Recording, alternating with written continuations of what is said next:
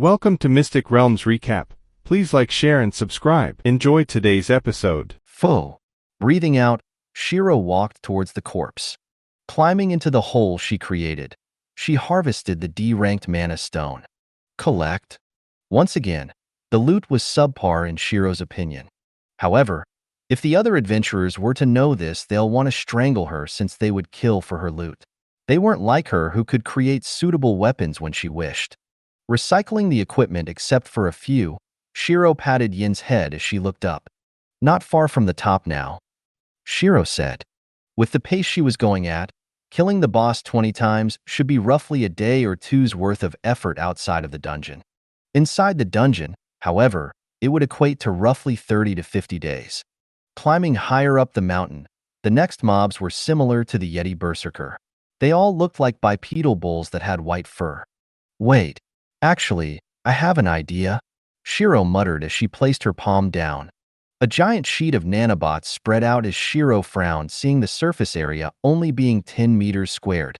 Compression system, piston propulsion system, retraction system, sensory system. She thought as the trap was slowly being made. Looking at the trap, which bolstered 4 spikes for every meter squared, Shiro grinned while she covered the trap with snow. She waited for her MP to recharge before taking action. Making a bow in her hands, she aimed it up and shot a flashbang arrow. Asterisk boom. The arrow exploded into a ball of light as the Yetis had to cover their eyes in pain. Due to the nature of snow, they reflect light very well as they could cause blindness if not careful. While the Yetis were used to the light shining off the snow, they couldn't stand the sudden burst of light caused by Shiro's arrow. Asterisk grua. They roared out as their eyesight slowly recovered. When they saw Shiro, they glared at her in anger. Shiro had a slightly sadistic smile on her face as she gestured for them to come with her finger. Asterisk grua. They roared in sync as they stormed towards her. However, the moment they stepped on the trap, a laser sight appeared and aimed at Yetis. When it locked on, the spears shot upwards before expanding like a Venus flytrap. Sharp spikes decorated the inside of the trap as it slammed shut on the Yetis. Asterisk gruaha. Their screams reverberated in the mountains as they soon died out not too long after, returning the silence back to the mountains. Looking at the sight in front of her, Shiro couldn't help but giggle as that one trap allowed her to kill 8 of the Yetis. Regenerating her mana, she walked towards the final boss. As she continued to kill the Yetis, she couldn't help but notice the fact that the Yetis were decreasing in numbers the higher up she went. I hope it's not another goddamn species again, Shiro cursed as she was still a little annoyed from the millipede from last time. In a dungeon of ants, a millipede was one of the obelisk guardians. When she arrived at the highest point, she crouched down to make herself smaller and peeked towards the boss. The boss was sniffing around as Shiro narrowed her eyes, seeing the boss's appearance.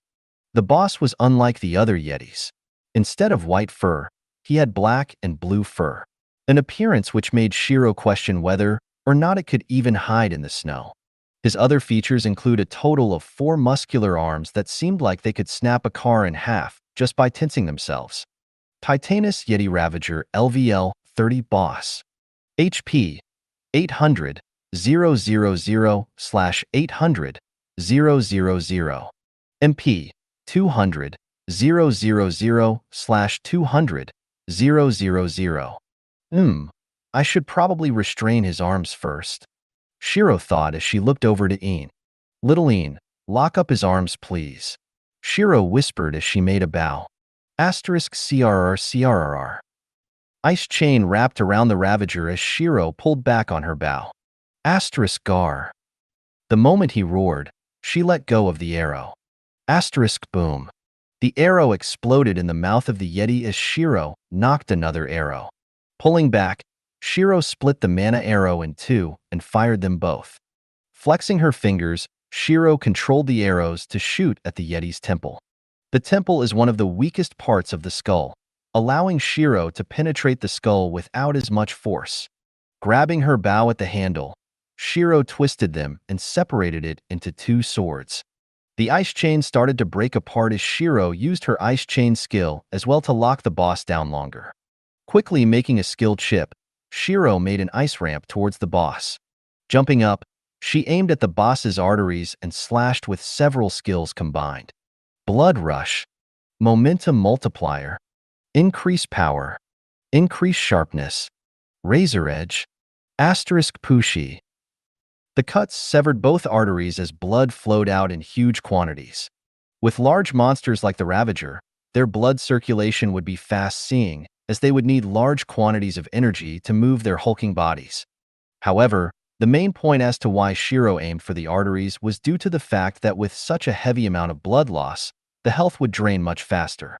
The boss glowed with a blue light as Shiro only furrowed her brows. "You and your goddamn rejuvenation," Shiro cursed as she waited for a moment. As the shield wore off, Shiro plunged one of her blades into the Ravager's mouth. Quickly jumping backwards, Shiro avoided the grasp of his hands. Clutching her hand, the sword exploded in the Ravager's mouth. Making herself another sword, Shiro dashed towards the Ravager's legs. Asterisk PFF PFF. The cuts appeared around his heels as Shiro severed the tendons. Jumping up, she twisted her body and sliced at the shoulder tendons. However, the arms suddenly bent abnormally as they reached out for her. Asterisk boom. Shiro quickly made a pillar of ice from the bottom of her feet, pushing her away from the arms. Looking at the arms that could bend back on itself, Shiro frowned in disgust. Drinking a mana potion, Shiro made a bow and knocked a nanotech arrow. Pulling back the string, she dashed around the Ravager. Asterisk boom, boom, boom, boom. Ice spike were created in the Ravager's hands as he threw it towards her. Style Phantom Arts, First Phantom plus Second Phantom. In addition to the first and second Phantom, Shiro activated Faded Snow movement as well, boosting her speed further. A blizzard started to pick up as the Ravager narrowed his eyes. Making 4 swords, one in each hand, he started to swing around him. "Don't bother. I'm going ranged combat for a reason," Shiro called out as she was already above him. Asterisk boom. She shot her arrow downwards towards the Ravager. Asterisk ping. The arrow shifted into a giant bladed net. Wrapping around the body of the Ravager, the blades dug deeper into his skin the more he struggled. Flexing her fingers, Shiro caused the blades to rotate. Asterisk Garer. The Ravager roared out as blood continued to flow. Knocking 2 arrows, Shiro aimed for the arteries once more. For a boss like the Ravager, the best way would be to let it die slowly on his own. Now that the tendons and the arteries were destroyed, she didn't need to do anything else. Jumping up onto a platform, Shiro sat down and watched the Ravager coldly. Her bow was ready to fire should the Ravager attack her. After 30 minutes of struggling, the Ravager died and collapsed weakly. Dismissing her bow, Shiro collected her loot. "Che, nothing useful," Shiro muttered as she made her way back down the dungeon. Now she had to repeat this 19 more times for her star-up requirement to be met. Hashtag hashtag hashtag. Shiro was laying on her back lazily as she had her legs in the air.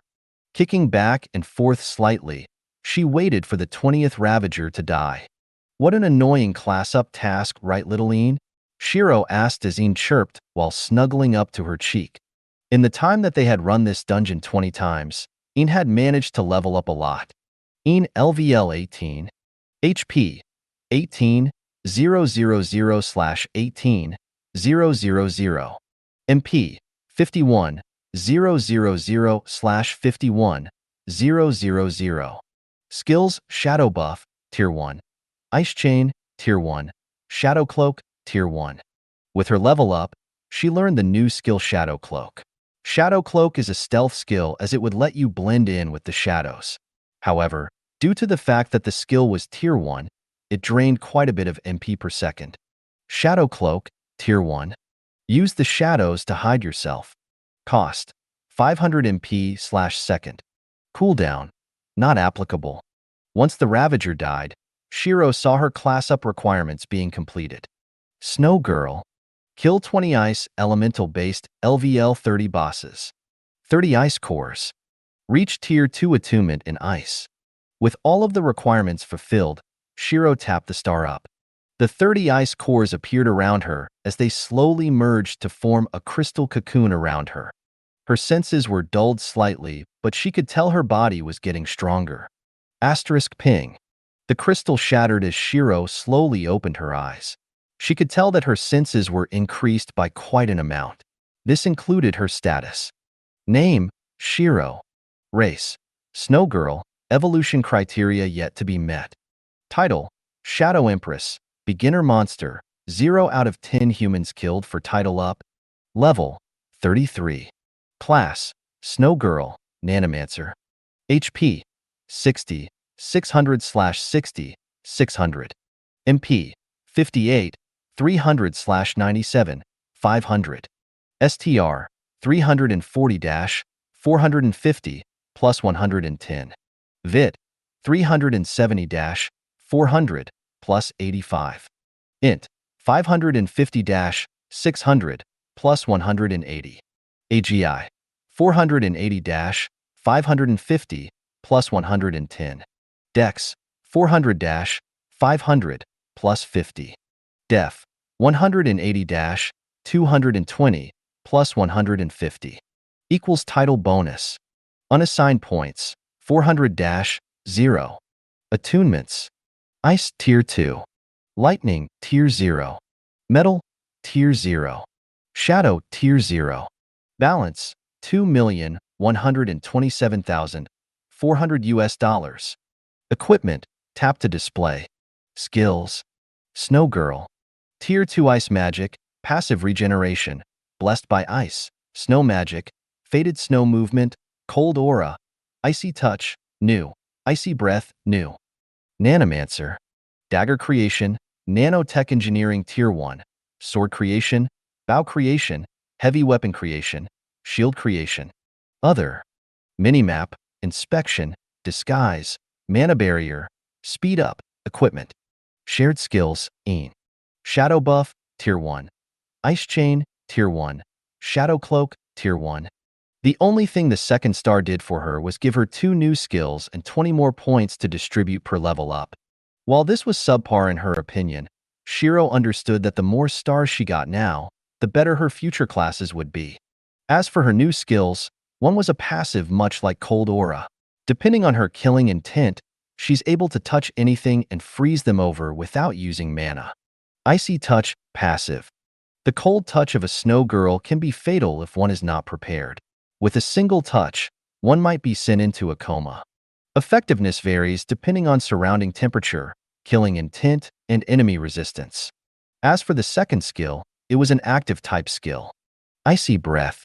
Expend MP to breathe out a torrent of cold mist which is able to freeze enemies when used with enough MP. Cost. Varies upon user's intention. Cooldown. Not applicable. HNN. Shiro stretched her body as running a dungeon solo for 20 times was very tiring. Little Een, we're finally done, Shiro said as Een celebrated. Hopping back on her shoulders, Een snuggled herself back in her spot. Chuckling slightly, Shiro left the dungeon.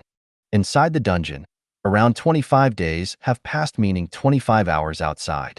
Massaging her neck slightly, Shiro prepared herself for Lyrica's lecture once more. On her way back to the dorms, Shiro was confused as to why she was getting more stares than normal, especially on her face. Did my star up change my face or something? Shiro thought. Arriving back at the dorm, Shiro saw Lyrica waiting by the door. Sure. Lyrica paused as she saw Shiro.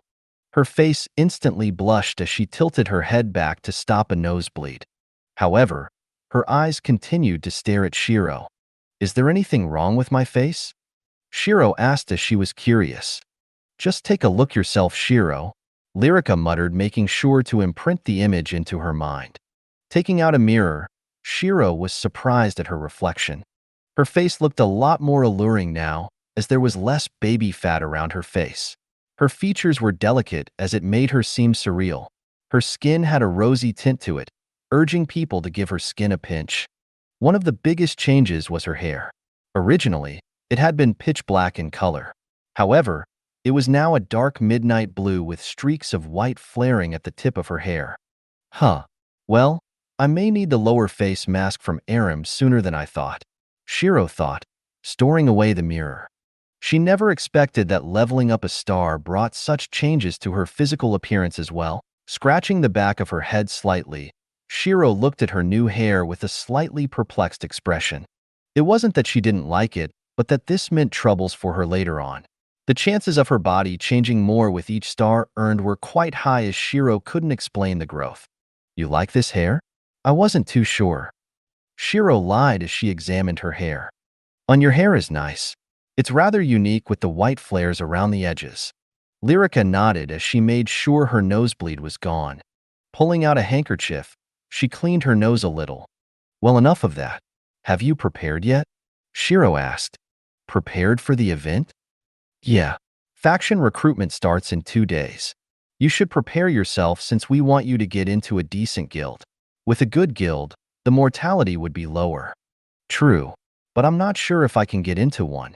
From the previous faction events, I know that there is an introduction, then a total of 5 stages, and a prize pool at the end, Lyrica said as they walked into the dorm. Do you know how the event is going to be laid out this year? Shiro asked as she wanted to test Lyrica. The introduction is basically the different factions showing off so people can decide which one they want to join. The intro includes different factions sparring with each other and competing in some fun events. The next stage, or the actual stage 1, is the Warriors Division. Every melee-type adventurer participates in this event as the challenges vary every time it is held. Stage 2 is the Mages Division. Just like Stage 1, every mage participated in this event. Stages 1 and 2 aim to thin out the crowd in for both mages and warriors alike. This would leave around a few thousand competitors in the event. Stage 3 is aimed at thinning the crowd even more. Most often, this is a battle royal. They'll be doing this part in the simulation, so people can go all out. Stage 4 is a tournament of sorts. They'll reshuffle the remaining members and put them in several different blocks. Anyone who isn't top 3 is then eliminated. The final stage, Stage 5, is where it's 1 versus 1 fights. The winner of each block will place in the top 10, 20, 25, etc., depending on how many there are. The order is shuffled around, so the potential first place may be the last place within the top 20. As for people under the top 20, they can challenge the higher ranks to try to get into the top 20. There are rewards for the top 10, top 20, top 50, and top 100. Last time they held the recruitment, they had C-ranked items for top 10. The winner had a special C-ranked item that boosted his potential up by several folds. Lyrica explained as they went to her room. Sitting down on the chair again, Shiro crossed her legs. So are we going to be registered as adventurers or under the school? We'll be registered under the school when we join the faction recruitment. This is so that the school can have bragging rights if a big faction recruits one of our students. Lyrica said. I see. Oh, before I forget, I'll be heading out again tomorrow, only to get some accessories. Mind if you take me along? Lyrica asked. Sure. Though the shop name is a little out there, the private stock is definitely worth it. It's where I got both of our outfits. Hey, I'm more curious now. It's not every day you see such a good outfit too. Not to mention, it doesn't break. Lyrica said as she glanced at her outfit. We'll set off early tomorrow. Good night. Shiro typed as Lyrica nodded. Walking back to her room, Shiro frowned seeing another shadow. Flexing her finger, a spike appeared and stabbed the shadow at the temple. Tisk, stalker. Shiro frowned as she set a few traps around her room. It took an hour before all the traps were laid out perfectly. Shiro decided to message Aram as well, seen as though she had the chance. Shiro, hey Aram, would it be fine if I visited your shop to commission for another accessory made from monster cloth? Aram, how much monster cloth do you think I have available? Shiro was surprised seeing how fast Aram replied. Shiro, I just want to commission a face mask that I can pull down. Black in color. Aram, sure. You know the payment, right? Modeling again. Shiro, I'm not too sure about this. I have a friend coming with me. Aram, you can just do the photo shoot together with your friend. Shiro, I'll have to ask her tomorrow then. Aram, if she doesn't want to, I'll put it on a tab. You can come model for me when you have time. Shiro, Thank you very much. Arim, no problems. Putting her phone aside, Shiro changed into her nightwear before sleeping. ####. Would it be okay if you pose for a few outfits with me? The outfits Arim has are quite nice as well. Are they similar to what we have on now? Kind of. Since these outfits are what I requested, they're a little different to what she has in stock. I don't see why not. It seems fun, Lyrica said. While her speech was calm, her mind was racing about the type of outfits she could see Shiro wear. Turning into an alleyway, Lyrica frowned slightly. So are you sure the store is in this alleyway? Lyrica asked. The location is a little obscure, but it is indeed here. You'll see it when we get there, Shiro said as they turned a few corners. Arim's sexual pleasure item store. Lyrica blushed heavily seeing the store title as she looked over to Shiro. Shiro wasn't fazed at all as she entered inside.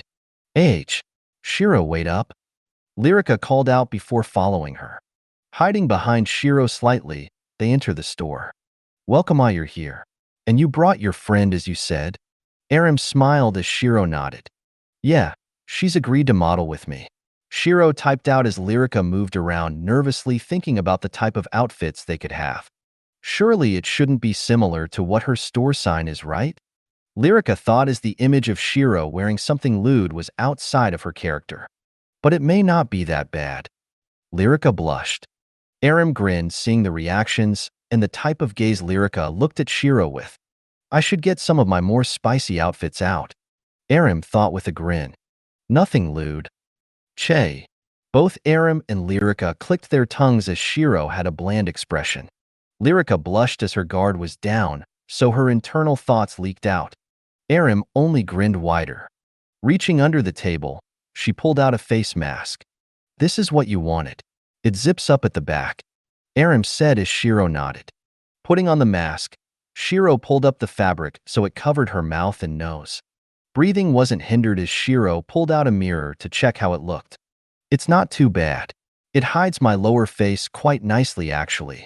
Only my hair is a little more memorable, I suppose. Shiro thought as she looked at her hair, which had a white flare at the tips. Let's go to the studio, Arim said as she clapped her hands. Lyrica nodded as she was much more eager than Shiro. Walking back to the studio, Arim revealed her outfit collection to Lyrica. Wow, Lyrica muttered, seeing the huge assortment of outfits. How many are we doing today? Shiro asked. Since it was only a mask, I'll let you off a bit easier. 30 sets. 30 sets? Lyrica was shocked. 30 sets took quite a lot of time to try on, and that wasn't factoring the modeling time. It's simple. Last time Shiro did well over 100 sets for me. Arim waved her hand as she grabbed an outfit. Handing it over to Shiro, she also gave a set to Lyrica. Now get changed while I set up the camera, Arim said. Shiro nodded as she walked to the changing rooms. Undressing herself, Shiro couldn't help but raise an eyebrow to her figure. Not only did her face change slightly, but her body also. Yesterday she was too tired to check, but now she realized she's grown a little as well. Her bust, whilst still small, grew a little too. I wonder what the owner of this body looked like as a grown-up, Shiro thought with curiosity. Changing into clothes made with monster cloth was much easier than normal due to the fact that it was affected by mana. Expanding the outfit, Shiro put her arms through the sleeves before shrinking the outfit. Wearing a few more pieces, she was fully changed. Lyrica was daydreaming as she examined Shiro's body entirely. Are you not feeling well? I'll do your half of the modeling as well if you aren't feeling well, Shiro offered. No, it's fine, Lyrica said, snapping out of it. She didn't know how it was possible, but it felt like Shiro's grown a little. If she had a slightly more mature body, it wouldn't be too bad either, she thought to herself. Copying what Shiro did, Lyrica was surprised at how easy it was to change into the outfit. It was even more so than her current outfit since her outfit was in pieces. These dresses, however, were mostly one-piece dresses. If every outfit is this easy, 30 outfits will be done in no time, Lyrica said as she put on the accessories. Shiro only smiled as Lyrica would be eating her own words soon. Walking out of the changing room, they saw Arim with everything set up. Get on, We're taking a few photos now. Aram smiled and gestured to the area with the white backdrop. Hashtag, hashtag, hashtag. Erg. Lyrica groaned as she finally finished doing the final outfit. I remember a certain someone saying this will be done in no time at all. Shiro chuckled slightly. Yes, I did. However, she took over 100 pictures with each outfit. Lyrica said, sitting up. It isn't too bad. If you get used to it, you can get through 100 pictures quicker. Shiro smiled. I suppose, but URG, so tiring. Lyrica complained. Since you've already got your item, you don't get a reward, okay, Shiro? Aram said as Shiro nodded. As for your friend Lyrica here, catch this. Aram said, flicking over a USB. Catching it, Lyrica glanced at it with curiosity. A 3 terabytes USB? What do I need it for? Lyrica asked. It's 3 terabytes worth of modeling pictures Shiro took, including today. You don't want dash. Who said I don't want? Lyrica said, quickly storing it inside her inventory. Aram giggled as this was what she expected. By the way, I heard that there is a pretty big auction happening tonight. They're holding it since the faction recruitment is tomorrow. With everyone in the city, they'll have a bigger audience to take money from. Aram said as she sat down by the counter. She decided to inform Shiro and Lyrica as they may find something useful at the auction. A auction? Is there anything remarkable about it? Shiro asked. Remarkable? They said something about a sword being really good for low levels. A blue greatsword, in fact. Quite a rare weapon. Aram said as Shiro paused. Isn't that the sword I scammed to them? Shiro thought. What's so remarkable with the sword? They say the skill is a rare percentage skill. It's able to increase the strength of the user by 100% for a short moment. Since the sword itself is level 15, not only could it help them pass their class advancement, but it will also help them get an edge over other level 20 adventurers that join the event. And then what about items? Shiro asked. Weapons were nice and all, but items held the cake for her. She could craft a few items, but they were very limited due to her knowledge of them. Items? I don't remember a lot, but the supposedly best item for the auction is something called an awakening stone. If you don't know what it is, it's an item that'll help you unlock your elemental attunement, or at least enhance it. Tier 0 to Tier 1, with the highest being Tier 1 to Tier 2. Aram said with a wave of her hand. The awakening stone is pretty good, I suppose. Shiro thought as she too knew about this stone. If one had more than one elemental attunement, the stone would have a randomized chance to awaken your main element or the sub-element. For her, it was a chance between 3 elements since the ice was already Tier 2. Having an extra element would help, I suppose, but my MP drain is going to increase. She had 3 elements right now at Tier 0, so the moment she used the awakening stone, she'll gain the skill line for one of these elements. Lightning to improve her attack power. Metal for defense, which was rather useless considering her fighting style, and Shadow to increase stealth. I'll think of more ways to use them when I unlock them. Shiro thought as the auction seemed pretty appealing as of this moment. Well, in that case then, Lyrica, why don't we go to the auction? I've managed to make quite a bit of money in the dungeons. Not sure how much it compares to others, but it should be pretty high up there. Sure. I'm mostly going to go there to keep you company though. Lyrica shrugged. The amount of money a high-level adventurer earns isn't something a normal person could estimate. Depending on their skill, they would either be earning well over millions in a week or barely scraps from the monsters over the week. With the dungeons being able to give out money, not only was the world economy united into one, but prices of normal items shot through the roof. The price inflation of items that was caused due to dungeons meant those lower-leveled had to risk their lives daily just to barely survive. Even in her past life, the controversy around the dungeons was quite high. The benefits they bring allowed the civilization to revolutionize with new inventions by the minute with mana. However, the negatives made the weak suffer a harsh fate. Where words could have won against strength was but a dream for the weak. A world where at its core was a strong preying on the weak society of dangerous occupations. But when the beasts came in hordes and destroyed cities with ease, they realized they weren't the rule makers anymore. They were the players to the rules. They had to grow stronger to survive. Easy as that. Leaving Aram's store, they made their way to the auction house. New York auction starts at 9 p.m. 9 p.m.? It's 8 p.m. right now. Shall we wait here for an hour? Lyrica asked as Shiro nodded. Looking for a table at a nearby cafe, Shiro played around with Ian. Since there is an auction this big, there's bound to be robberies after the auction. Since 2 million is obviously not enough, I should take advantage of the chaos. Shiro thought as she patted Yin's head. With the skill Shadow Cloak, she'll be able to hide under their watchful eye since it would be deep into the night by the time the auction finishes. Looking over at the auction house, Shiro narrowed her eyes as she could see a few figures watching it stealthily. Lyrica, I suggest you try to make yourself as unnoticeable as you can during the auction. If you make yourself known, then there is a big chance that you could get robbed at the end of the auction. Shiro warned as Lyrica looked up. What do you mean? Look above the auction house, the window of the third house to the left, alleyway near the food stand, in the crowd of people looking at the pamphlets, and finally look at one of the staff handing out the pamphlets. Shiro typed out as Lyrica observed them all but couldn't notice anything wrong. Is there anything special about them? She asked. Each and every one of them is observing who in the crowd looks the most wealthy. On top of that, they're also checking for the places which have cameras and which places to best rob someone. The ones I've pointed out just now are only a small portion of these people. There are roughly 30 plus of them surveying the area. Shiro typed out as Lyrica paused in shock. Shiro, let's not participate then, Lyrica said as Shiro only shook her head. We are most definitely going.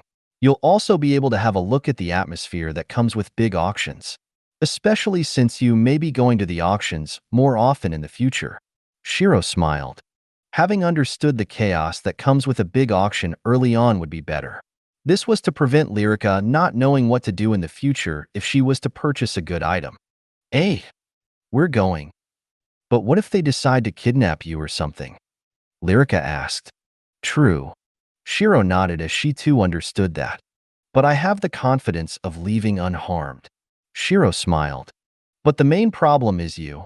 I want you to leave the moment the auction is over. You can observe from far, but nothing with 200 meters of the battles that may happen. Shiro warned with a serious face. Lyrica nodded in understanding. The hour passed quickly as the time for the auction was at hand.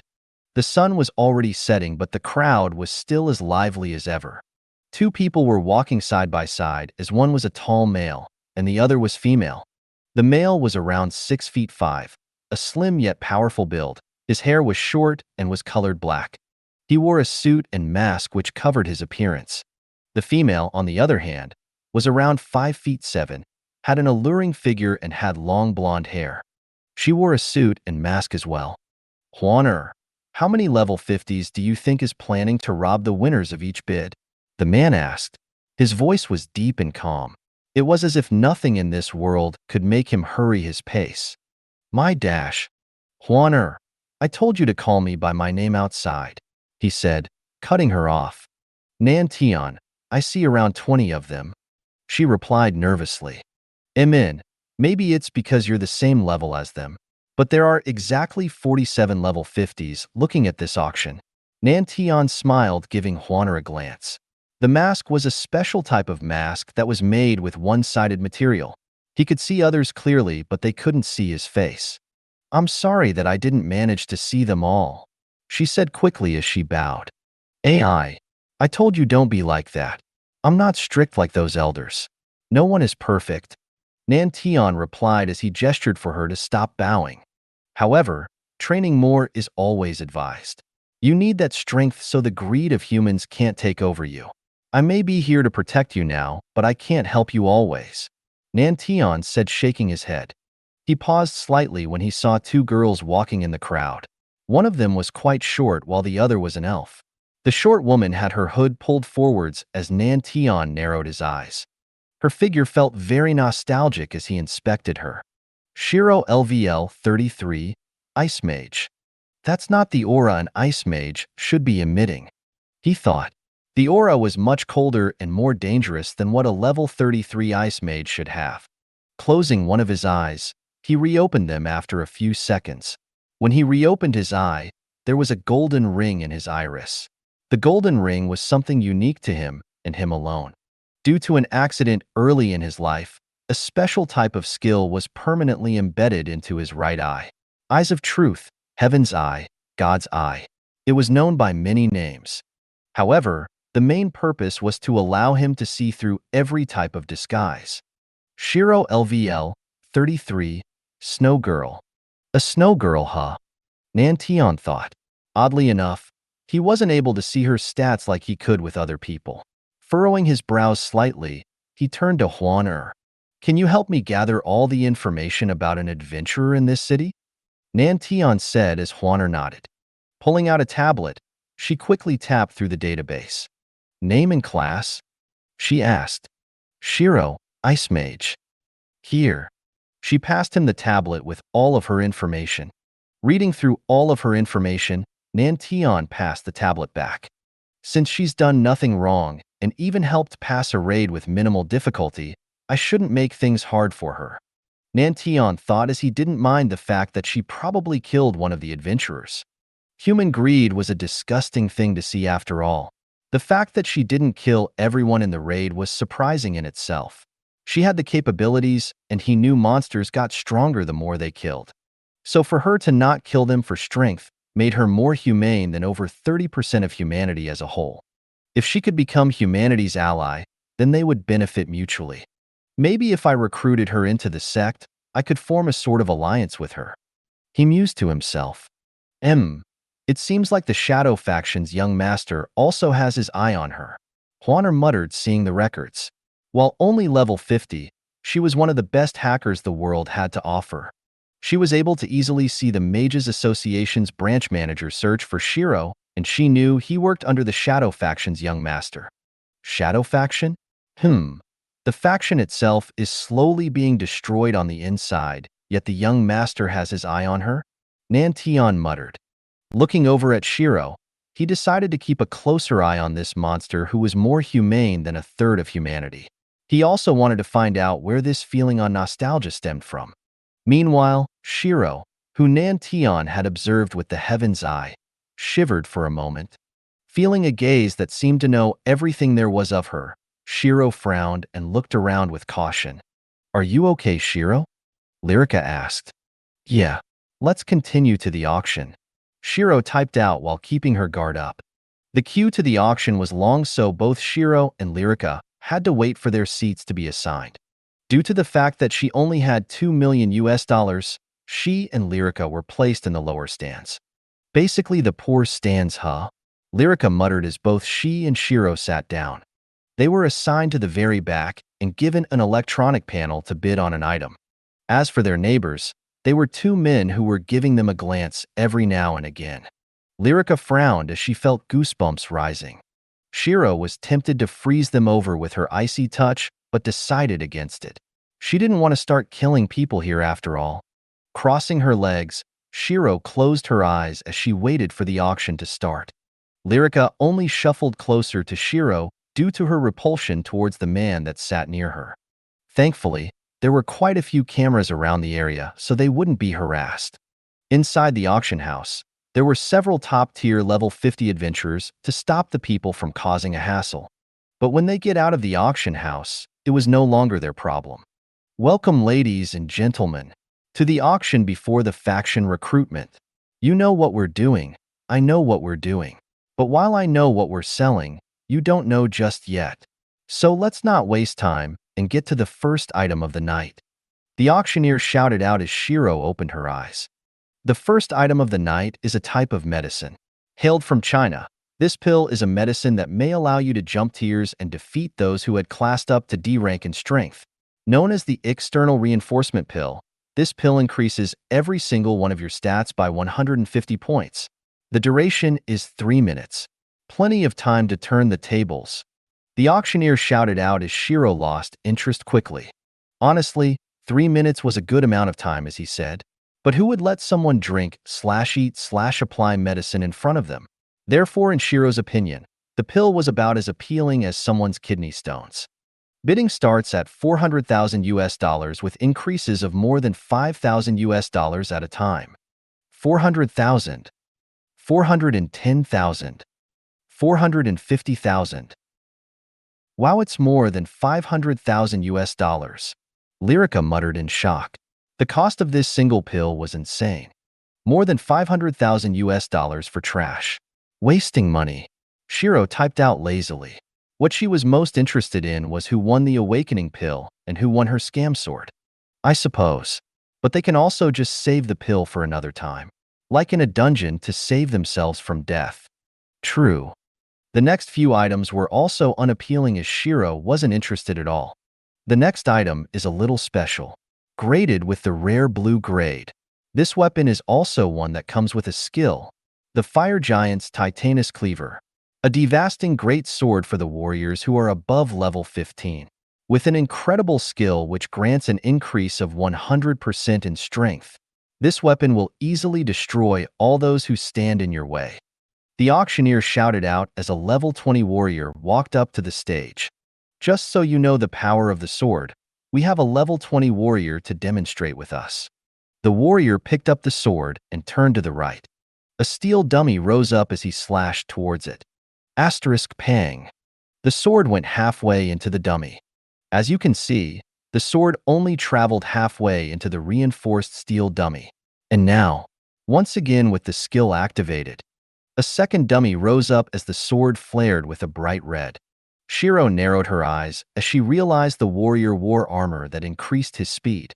This offset the minus 80% speed that came with the sword, making it seem more powerful than it should be. TSK, sly bastard. Shiro thought as this would easily fool a lot of low-level adventurers in the hall. Then again, who was she to call them sly? She did scam the auction house with the sword after all. Raising the sword, the warrior slashed once more. Asterisk boom. The sword cleaved easily through the dummy as cheers could be heard. The bidding starts at 250,000 US dollars with an increment of 10,000 US dollars each time. Remember, you'll be able to earn all this back easily should you enter a good faction. The auctioneer shouted out. The final bid settled for 500,000 US dollars with the auction house barely managed to break even with the price they paid for the sword. HN. Nantion chuckled slightly when he saw Shiro's sword get sold for 500,000 US dollars. With what he's read from her records, she scammed the auction house for 450,000 US dollars and some spare materials.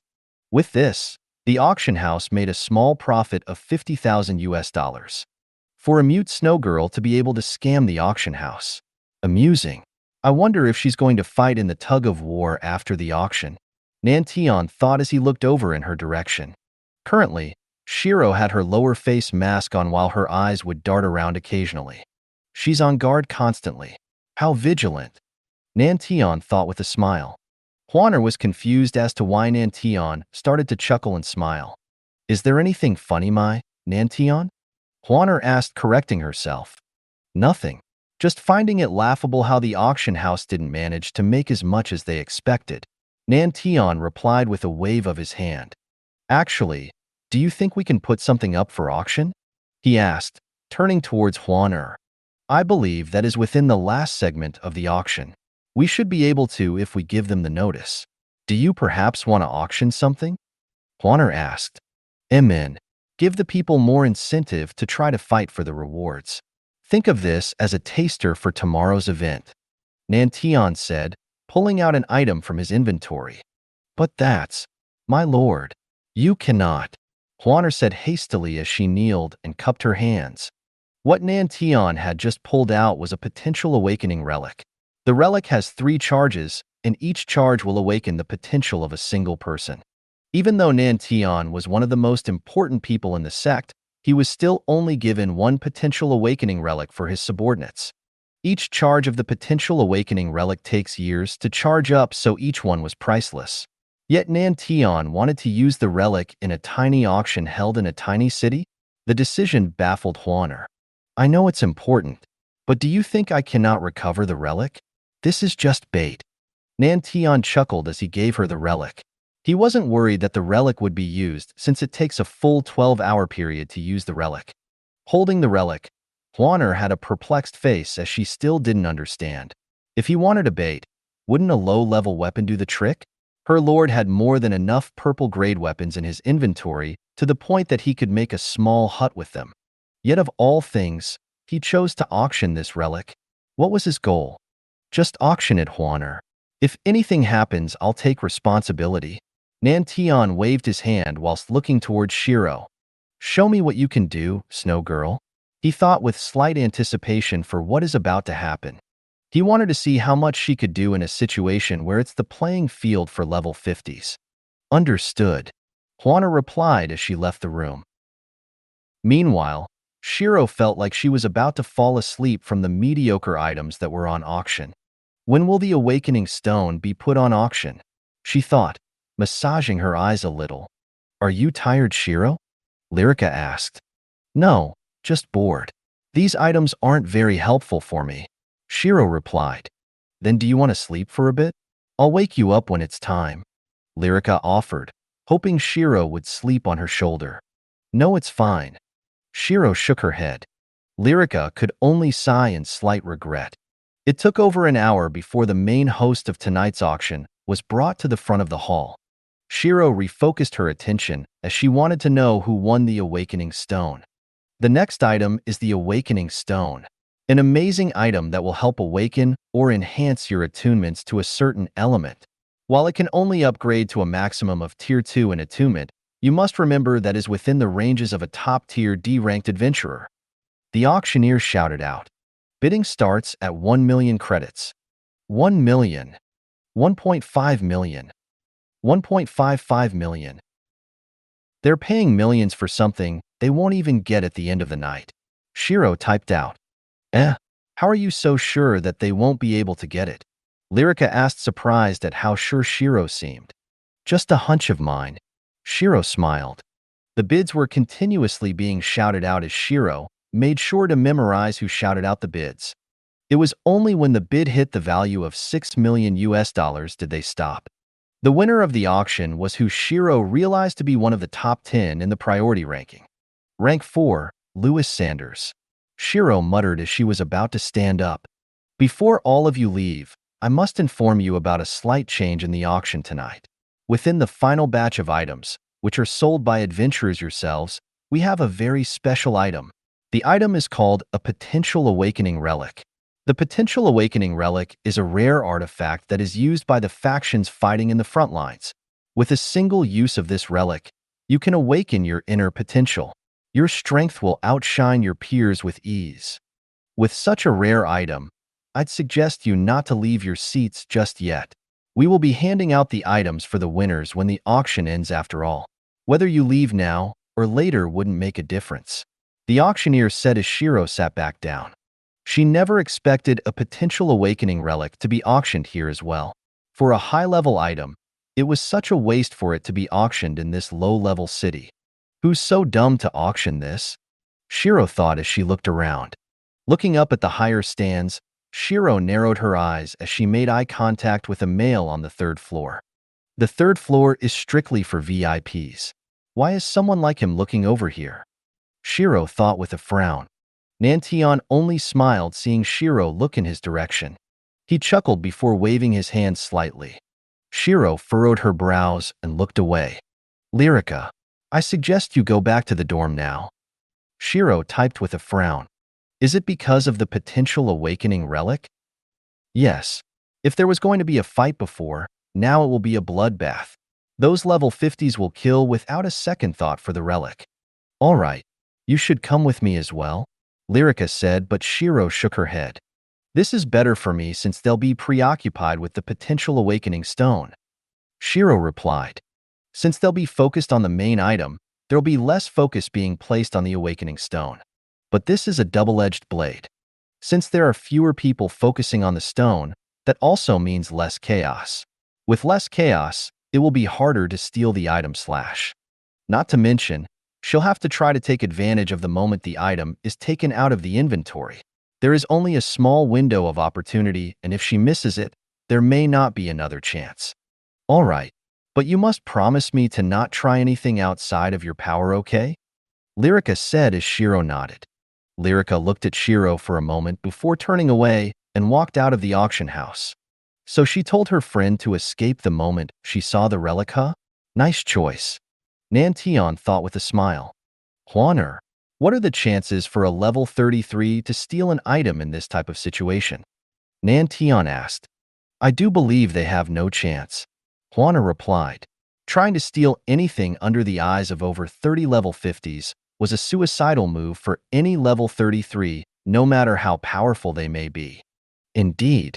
But I'm quite curious as to how we may be proven wrong tonight. Nan Tian said as Huaner looked at him with shock. You don't mean the Ice Mage, right? She asked. She seems to want the Awakening Stone more than the potential Awakening Relic. Good choice considering the tug of war for the relic. But a dangerous choice since she might have to go against 1 or 2 level 50s for the Awakening Stone. Nan Tian smiled. How come you're placing so much emphasis on her? Huaner asked. She may be 13 years old and level 33. But can't we also do the same to some of the younger sect members? Yeah, but have you seen a few week-old level 33? Nan Tian thought as he was sure the Shino that left the dungeon was her. Level 33 for a few weeks old was an insane feat that he couldn't believe happened. This showed her potential as a fighter and more so as a potential ally. Even more so due to the fact that she was level 20 when she left the dungeon and soloed the boss of her dungeon.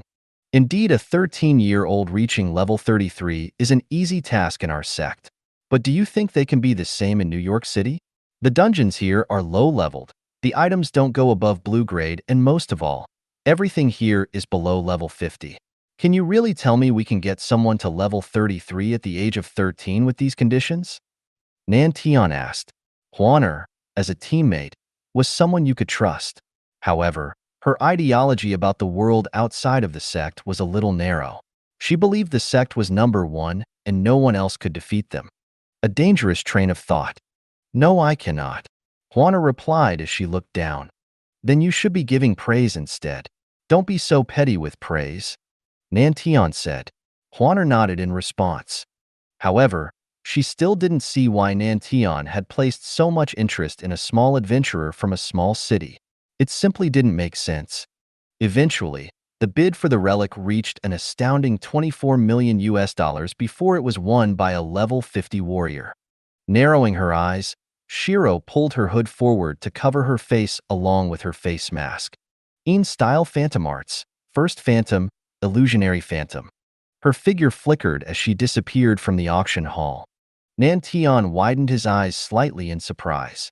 In the slight moment she flickered, he had lost sight of her. Interesting. There wasn't any spike in mana, so it must be a type of martial arts. A little bit similar to the martial arts of the Shadow Temple. Perhaps this was why the young master of the Shadow Temple wanted to keep his eyes on her. Nan Tian thought as he too stood up. Huaner, come. We're going to watch this tug of war and see if there are any good seedlings for us to pick, Nan Tian said, walking out of the booth. Huaner followed quietly. Standing unnoticed at the collection hall, Shiro waited for the winner of the Awakening Stone to arrive. There he is, she thought as she kept her presence small. Louis Sanders was a tall man with long brown hair. His face was average, but his aura was powerful. Louis LVL 46, Earth Mage. Grabbing the stone quickly, he left the building. Shiro followed him and noticed 2 other people doing the same thing as her. So it's going to be a 4-way battle, Shiro thought. Shadow Cloak. Black mist wrapped around her as it merged with her body. Jumping up onto the roofs, her body was barely visible even under the moonlight. Activating disguise, she hid her status under question marks. LVL? Oh? This combined with the fact that her appearance and outfit couldn't be seen properly made for a decent disguise. Crouching down, she narrowed her eyes at the 3 who started to fight. All 3 of them were mages, with Louis being the second highest level. One of the assailants is a level 50 mage, and the other was a level 44 mage. With them being a whole 10 levels or more above her, Shiro needed to make sure she did this carefully. Asterisk boom boom boom boom. Explosions rang out as Louis blocked the attacks with an earth shield. Flipping back slightly, he gritted his teeth with anger. He had thought that he would be let off free since most of the level 50s were focused on the relic. who knew a level 50 would still focus on his awakening stone. However, he wasn't unfamiliar with these guys. The level 50, Kane, was the 5th rank on the priority list, while the other level 44, Paul, was 6th. Lewis, hand that stone over.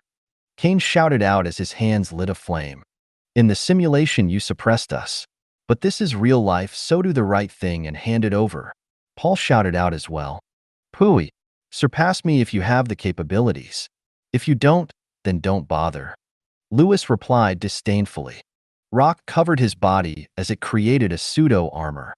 *KSH. Lightning struck towards Lewis while he slammed his palms downwards. A pillar of earth blocked the lightning, diverting the force into the ground. Arg! Lewis cried out in pain as Kane had managed to land a fireball on his back. Pivoting on his leg, Lewis caused several rock arms to shoot upwards and grab Kane by the leg. *Bang. The arm slammed Kane into the ground with as much force as it could muster. Paul gathered lightning into his hand, slowly forming it into a dense lightning spear. Pulling back his arm, he threw the spear towards Lewis. Yura! Lewis shouted out as the earth wrapped around him. Gritting his teeth, Lewis resisted the pain and glared towards Paul. However, the moment he turned his back to Kane, Kane controlled the fire to form a giant hammer. Ha! He shouted out as the hammer slammed into the back of Lewis' armor. *Boom. His body was launched forwards, causing him to roll for several meters. *CK off. Lewis shouted out just as his mana started to spike upwards. A huge rock golem was formed next to Lewis. Quickly climbing up the rock golem, Lewis controlled the golem to punch towards Paul. He wanted to get rid of the weakest one of the playing field. I'm not that easy, Paul shouted out. Lightning twisted around his palms while he pulled his palms apart. Sparks jumped from one hand to another as it slowly gathered in the center. *Boom. The ball of lightning shot forwards, smashing a hole through the golem before dispersing into mana. Paul had to make sure the lightning ball didn't cause additional damage as he would be in trouble otherwise. While they could fight the winners of the bids, they couldn't involve citizens. If they did, a squadron of level 50 patrolmen would hunt them down. Lewis quickly regenerated the golem back to full HP. Looking around with urgency, he narrowed his eyes on the skyscrapers. Raising his hands, rock spikes erupted from the ground, causing Paul and Kane to dodge in a panic. *Bam. The golem crashed heavily against the skyscraper as Lewis controlled it to climb higher. Shiro, who was hiding by the roof of the buildings, frowned slightly when she saw where Lewis was running away to. Annoying, Shiro thought. Crouching down, Shiro put strength into her legs. Style Phantom Art, first Phantom plus second Phantom. Her body flickered every so often as she dashed after Lewis. Jumping up, she used her passive float combined with her Phantom Arts to scale the building quite easily. Ha! Ha ha ha! Lewis huffed with fatigue. Shaking his head, he got rid of the slight headache. This was a problem with Earth Element mages. While their defense was strong, it took more MP the more damage that stacked up. Holding against the bombardment of a level 50 and 44 wasn't easy at all. Shiro hid in the shadows as she waited for the level 50 and 44 to catch up. *Boom boom. Two figures landed heavily on the roof. Lewis, you can't run anymore. Just hand the stone over. Kane shouted out. You know what? Take it. Fight amongst yourself for it. Lewis retorted. While they're distracted, I should hit them off the roof and run, he thought while pulling out the stone. Here, he shouted as he threw the stone. Pulling back his hands, he quickly made 2 stone spears. Chance, Shiro thought. Crouching down quickly, she dashed forwards. Style Phantom Art, second Phantom plus faded snow movement. Snow erupted outwards as it pushed the 3 mages away. *T another mage. Kane shouted out as he shielded his eyes. Shiro managed to grab hold of the stone and store it in her inventory. Crap, it was a fake, Shiro thought as she saw that it was just a normal stone. *BZZZ. She suddenly heard lightning behind her and quickly reacted accordingly. Twisting her body, She slammed her palms into the ground and activated her skills. Icy Touch plus Tier 2 Ice Magic. Asterisk boom. The lightning missed her narrowly as the aftershock sent her back. Kura. Shiro coughed slightly from the force. Hand over the stone, girl, Paul shouted. Flaring her mana, Shiro didn't say anything as ice erupted outwards. SK. When did this city get such a strong ice user? Kane clicked his tongue as the ice pushed him back once more. They didn't have the leisure to inspect her right now since a pause could be fatal. Shiro quickly turned towards Lewis, who was dashing away. Narrowing her eyes, she flicked her wrist and an ice ramp was constructed. Dashing towards him, she left the other two on the roof. Follow, Paul shouted as lightning flared on his body. Kane scoffed as he erupted with flames. 3 lights chased after the Earth Golem through the skies of New York City. However, most didn't focus on that as another battle was being raged for the relic. Nantion stood on top of a skyscraper and watched everything calmly. So far, everything was within his expectations. It seems like her status as a monster has allowed her to fight the level 50 and level 44 on pretty even ground. Nantion thought. Huaner, do you want to try fight for the relic as well? Compare yourself to the other level 50s. Nantion asked as he looked towards her. I'm fine. My speciality lies in hacking and not combat. Maybe if I have my robots with me, I might give it a try. All right, Nantion replied. Looking back towards Shiro's direction, he saw her chase after the golem with quite some vigor. Seems like she wasn't able to get the stone within one try. Probably got tricked. Nantion thought as he started to float. I'll be right back, Nantion said before his body flashed away. Huaner only sighed in frustration. The original goal for them to be here was to look for traces of a ritual being made. Yet now not only did they go off on a tangent, but Nantion seemed to be placing a little too much focus on a random girl he saw. Huaner only pulled up her tablet and hacked all the cameras around the city. Focusing on the cameras near Shiro's fight, she wanted to see just what was so special about her. Shiro made an ice spear in her hand as she twisted her body on the ice. In-style Phantom Arts, 3rd Phantom, Counterweight Phantom. Throwing the spear with as much force as she could, Shiro then crouched low and increased her speed towards the golem. Asterisk boom. The moment the spear touched the golem was frozen over instantly. Ah! Lewis was thrown off the golem as he landed heavily across the ground. URAK. Shiro stepped heavily on his chest. Reaching out her hand, she gestured for him to give her the stone. Feeling the strength increase, Lewis knew he would be killed if he didn't give her it. Here, take it, he said, handing her the Real stone. Making sure it was the Real stone, Shiro quickly stored it in her inventory. Backflipping, she avoided 2 strikes from the level 50 and 44. Looking around, Shiro tried to think of an exit plan. However, Kane didn't let her as he started to attack with lethal force. Asterisk boom boom boom. Fire spears, bombs, chains, and cages erupted around Shiro. In-style Phantom Arts, 1st Phantom plus 2nd Phantom plus Faded Snow movement. Her body flickered and escaped the bombardment with relative ease. Landing on the wall of the building, Shiro's eyes glowed with a neon blue as her killing intent increased. A blizzard started to pick up while the surrounding area was being completely frozen over. Since you want to kill this miss, then it means you're ready to be killed yourself, Shiro thought as her body faded into the blizzard. Seeing that this was beyond their league, both Paul and Lewis ran away from the scene. Only Kane remained as he needed the stone to change his life. He needed it to awaken his 2nd element, so he could advance with his class. Slamming his palms down, fire erupted outwards, easily overpowering the blizzard. Shiro was a small distance behind him with her dagger ready. It wasn't a nanotech dagger since she could feel a constant gaze on her. Therefore, she settled with one of the daggers she kept spare from the Yeti dungeon. Floating slightly above the ground, Shiro made sure she didn't make a sound. Creeping up to Kane, Shiro reached out her hand slowly.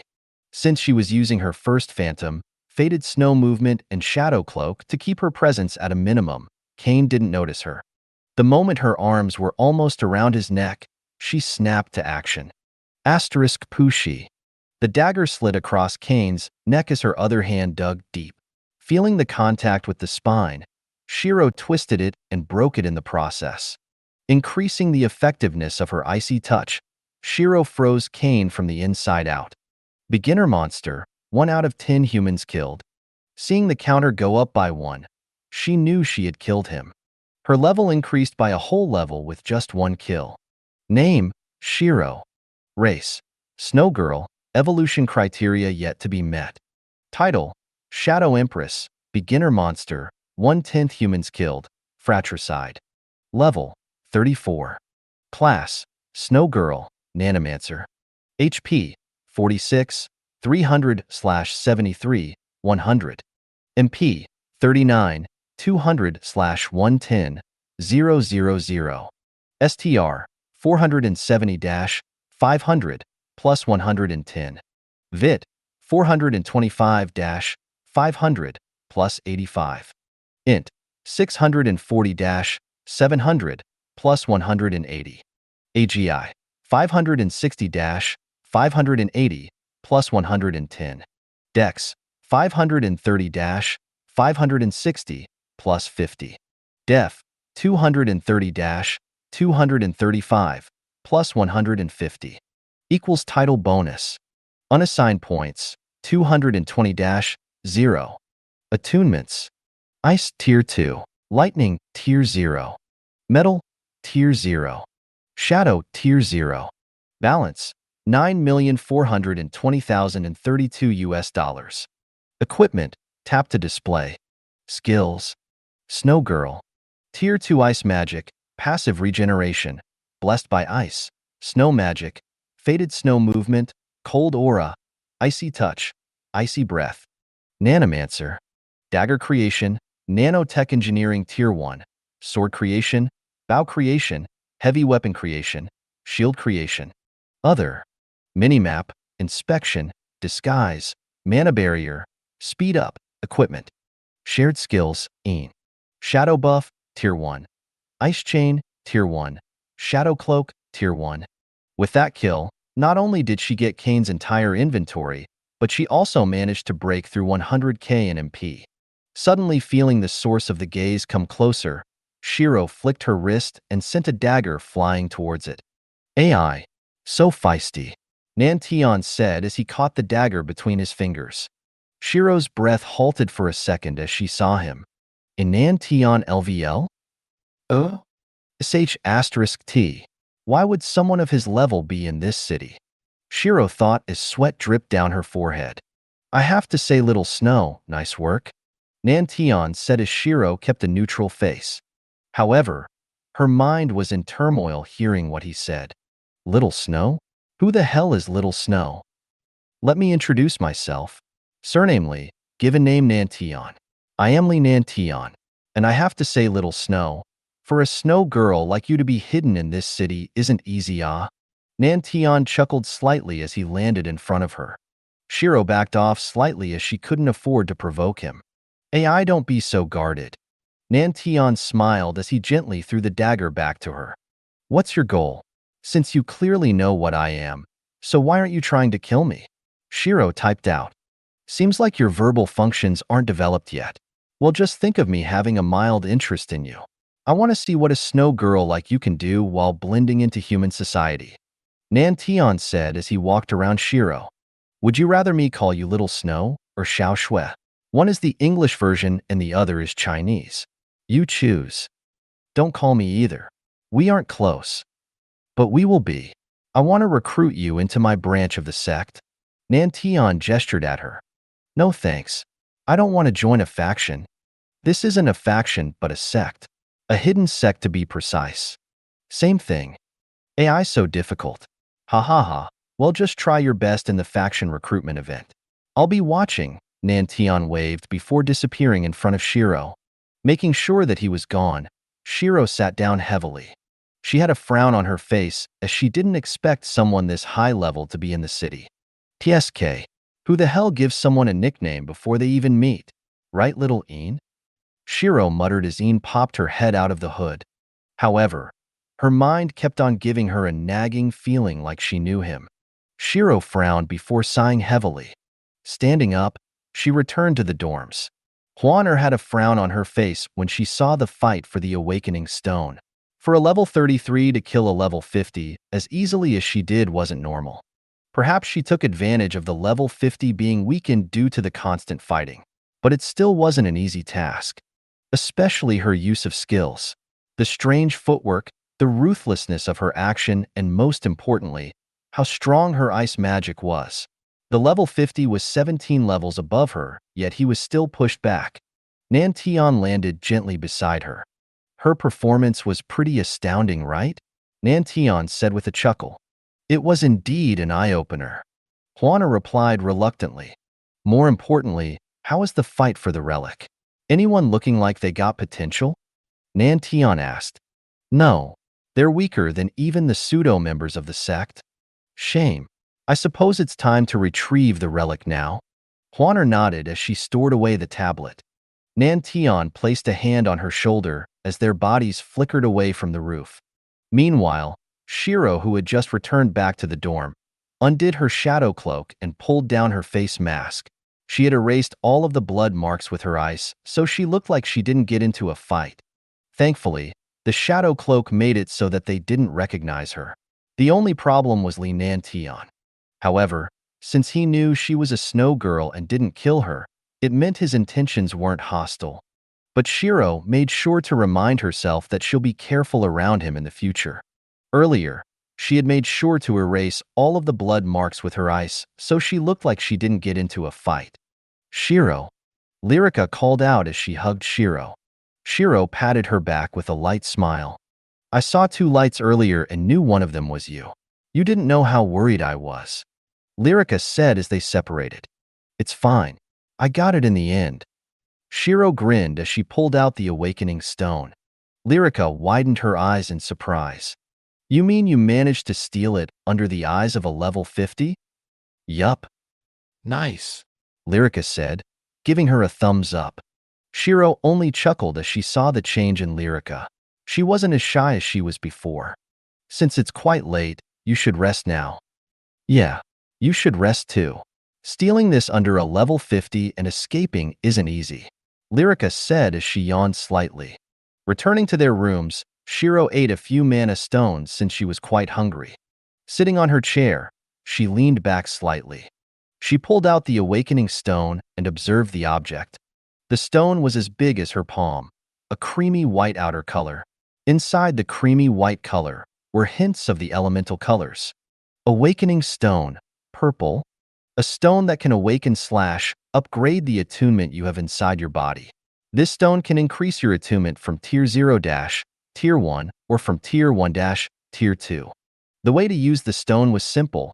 She just had to run her mana through the stone while she was in a meditative state. It was similar to what happened when she entered her mana realm in the attunement halls. Sitting on the bed, Shiro sat in a lotus position and closed her eyes. A pale blue aura flared around her. The stone in her hand started to float upwards as it drifted just in front of her face. *ping. The stone shattered apart with a light glass breaking sound. Slowly, the shards melted into a liquid which gradually coated Shiro's entire body. It shifted colors every so often, changing from silver to yellow, then to a dark purple. It reflected the upgradable attunements Shiro possessed at this moment in time. *KRR. Settling with yellow, lightning started to spark around Shiro's body as her face became pale.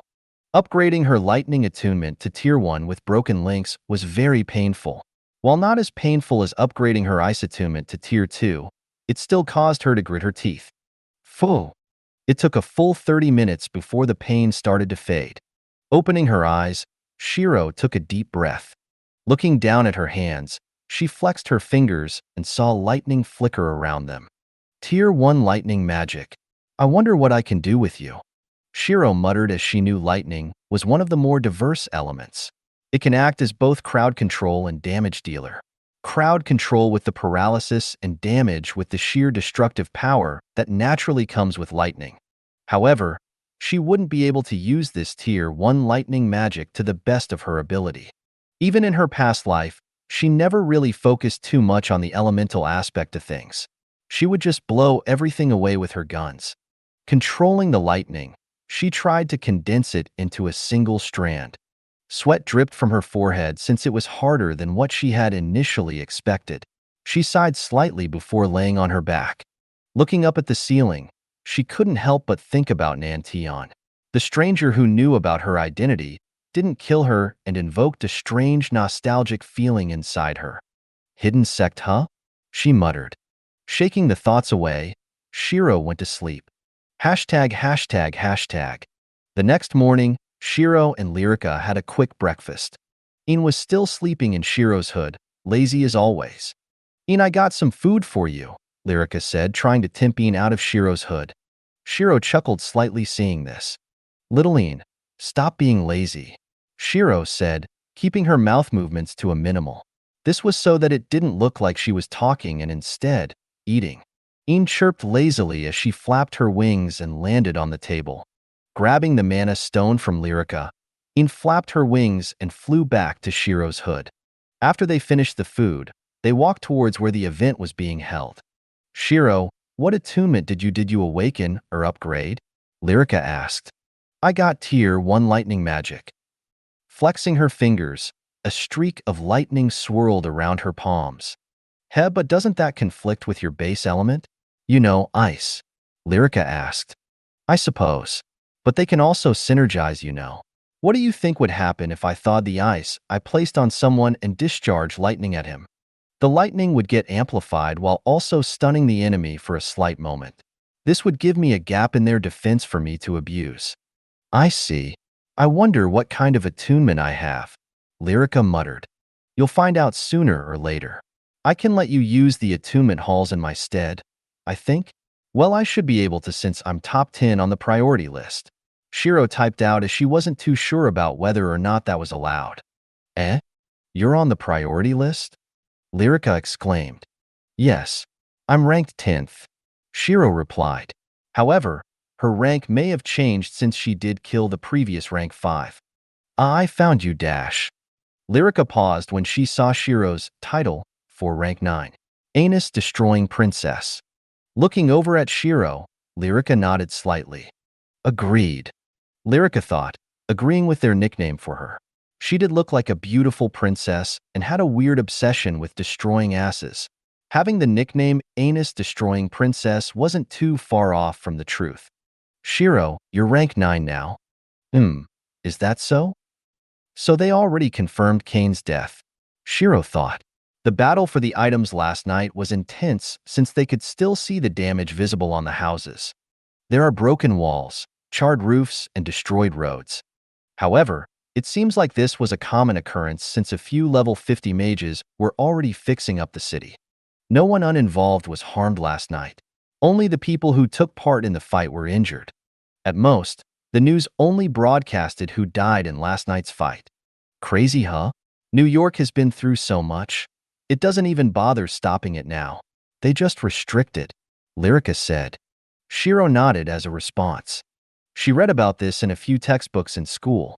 In the city, there are a few groups charged with maintaining public security. The two most important ones were the patrolmen and the law enforcement. The patrolmen who did what their title said. Patrol the city and make sure no one is acting out of line. The law enforcement, on the other hand, was tasked with taking down anyone who was too dangerous or needed to be killed. If anyone uninvolved with the item fight had died in yesterday's fight, they would be sent out and track down the killer. The fate of the killer would be determined through a court hearing. Naturally, if it wasn't the killer's fault in the matter, she would be let off with a warning. Situations like a curious citizen spectating too closely weren't uncommon. Adapt to change, huh? Shiro thought. Since they couldn't stop the fact that everyone was fighting after items, they just restrained the people they involved. This satisfied both sides since it would be their fault if they got too curious and died in the process. Curiosity killed the cat after all. They gave them the chance and the victim still ignored it. Arriving at the location where the school was going to meet up, Shiro saw Madison waiting there with an annoyed face. You. Both you and Lyrica went off to do dungeon together and didn't take me. What about my romance? Madison said as she walked towards the duo. Romance? What? Shiro thought, confused. Lyrica blushed slightly as she realized Madison knew how she felt. It wasn't that we didn't take you, but the dungeons were a little too high-leveled for you. Shiro typed out as Madison furrowed her brows. Look at my level. Does it look low to you? She said. Madison LVL 20. Swordswoman? She actually reached level 20 within this short amount of time without anyone helping her like Lyrica did? Shiro thought as she was surprised at this revelation. Wow, level 20. Congrats. Lyrica praised honestly. Thank you. Madison was a little taken aback at how honest Lyrica's praise was. Well, since you've reached level 20, once you class up, we'll take you into dungeons with us. Since there are 3 of us, we can register for an official party. How's that? Shiro suggested with a smile. Yep, no problems with me. Lyrica nodded. Sure, just make sure you don't forget me this time, Madison said with a huff. Haha, we won't. I swear. Lyrica laughed. Since that's the case, we'll set up our party after the faction recruitment. Try to find a faction that allows you to form parties with outsiders if possible. Got it. Both Lyrica and Madison replied. The trio walked towards the location for their class. When the students saw them, the males immediately parted ways like mosses parting the seas. Bam. A set of chairs and umbrellas were set up almost immediately. Kneeling down almost in sync, they gestured for Shiro to sit in the main chair that had a table next to it. Shiro raised an eyebrow to this. Looking over at the teachers, she saw most of them with a, "I'm so fed up of these dumbass" face. Seeing as they aren't stopping this, Shiro found it rude if she didn't take the freebie. Dwelp, it would seem like our seats have been determined. Shiro typed out as she walked to the center chair. Sitting down, she crossed her legs and pulled down her hood. Een flew down and rested on her thighs while a drink was placed on her table. Thank you. Shiro typed out as the student blushed and walked away. Seeing that Shiro was enjoying the situation to the full, both Lyrica and Madison smiled wearily. Let's join her, I suppose, Madison said, walking to one of the seats. Lyrica only sighed and followed. After a short while, a huge blimp started to approach the location with giant screens attached to the side. On the screens was the logo for the faction recruitment. It's time, Shiro thought, seeing the blimp. When the blimp arrived at the location, the screen shifted to the image of the commentator. To all who have joined us on this lovely day, welcome to this year's faction recruitment event. To all who have joined us on this lovely day, welcome to this year's faction recruitment event. The commentator shouted out with excitement. This year we are joined by some of the biggest factions on the rise. We are even joined by the famous Shadow Temple. We have countless smaller factions, so I will tell you about the big 5. Now do remember that this isn't ranked at all. This is just the top 5 factions in our opinions. First, we have Terra's Might, a faction that is well known for their best tankers that can go toe-to-toe with the boss. Some of their best achievements involve the clearing of the C-ranked raid, Tyrant Earthgorgon, in just 2 hours. The announcer called out as a group of people walked towards the center stage. Their uniform was a combination of black, green, and gold. HAA. They shouted in sync as a huge rock golem in the shape of a dragon appeared behind them. Urea. The dragon roared out, caused the ground to shake from just its voice alone. Huh, how rare. Shiro thought as she knew what this was. The Earth Dragon Golem was a combination skill, a rare skill that combines the might of several mages to form a single avatar, or in this case, the Earth Dragon. While its strength cannot be compared to an actual Earth Dragon, it was still a fearsome golem. Flexing its wings, the Earth Dragon posed with a majestic aura. U. The crowd cheered with fervor seeing the dragon. Wow, it's an actual dragon. Lyrica cheered as well, clearly impressed by the dragon. Shiro only smiled since she didn't want to burst Lyrica's bubble just yet. The Terra might walk to the corner of the stage with the dragon posing intimidatingly behind them. Next, We have the Seraphim's Call, aka the Holy Guild. They are famed for their healers and attackers which harness the light element. With an astounding record of single-handedly protecting a stronghold from a monster wave, they are a rising powerhouse you should keep your eyes on. After the introduction, light burst down from the skies while a group of people could be seen walking onto the stage. Asterisk dong. The sound of a bell rang out as quartz pillars rose up from the ground. Mist covered their area of the stage, making them seem more holy. When they came into view, everyone could see a group of handsome men and beautiful women. They wore outfits that were clearly inspired by the Olympus style of clothing from Greek mythology. Raising their hands in the air, they snapped their fingers. With the snap, a portal opened up and a statue of an angel appeared with a golden harp. A gentle melody rang out as the angel started to play the harp. Each flick of the string gave a buff to Seraphim's Call. The angel was a summoning spell that granted the entire party a buff for a short duration. Shiro watched with a neutral expression, clearly not happy with the whole holy theme they were going with. It just reminded her more and more of the light-bearing hero. Pretentious curs. Shiro thought with disdain. Walking to their side of the stage, Seraphim's Call had the angel stand behind them. With an icy hellscape wherever they go, we have the Winter's Grace, one of the strongest contenders to join the high-tier factions. Their ice magic is especially fearsome and could even help one jump levels. One of their biggest achievements consisted for finishing a raid 10 levels above them with no casualties sustained. After the short introduction, the stage burst into a snowstorm. Shiro looked up at the snowstorm with a frown. Even though she was this far away, she was sure the snowstorm would surpass hers in every aspect, especially the temperature. If she was to be hit by that, she would definitely be frozen over easily. Asterisk boom. The snowstorm exploded apart as it started to snow gently in broad daylight. The sunlight reflecting off the snow made it seem like it was snowing diamonds. Within the diamond dust, a group of people dressed in white and blue could be seen. While they didn't have a mascot/avatar/guardian behind them, the aura they released was more than enough to make their presence known. Walking to their side of the stage, they restricted the snow to only fall around them. This made it seem like a portion of the stage was ripped right from a snowy mountain. We now have the Shattered Dynasty, leaving only the destroyed corpse of every monster they see. The Shattered Dynasty's attack power is not to be underestimated. Armed with a skill passed down through the generations, they hold the title of the Supreme Spear. 5 giant spears materialized into existence above the stage.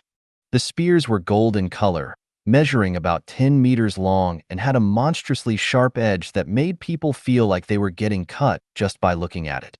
The people from the Shattered Dynasty stood atop the spear. Their uniform was colored gold and red with a hint of Eastern culture within their design choice. Flying over to their side of the stage, the spears hung ominously behind them. And finally, we have the famous Shadow Temple.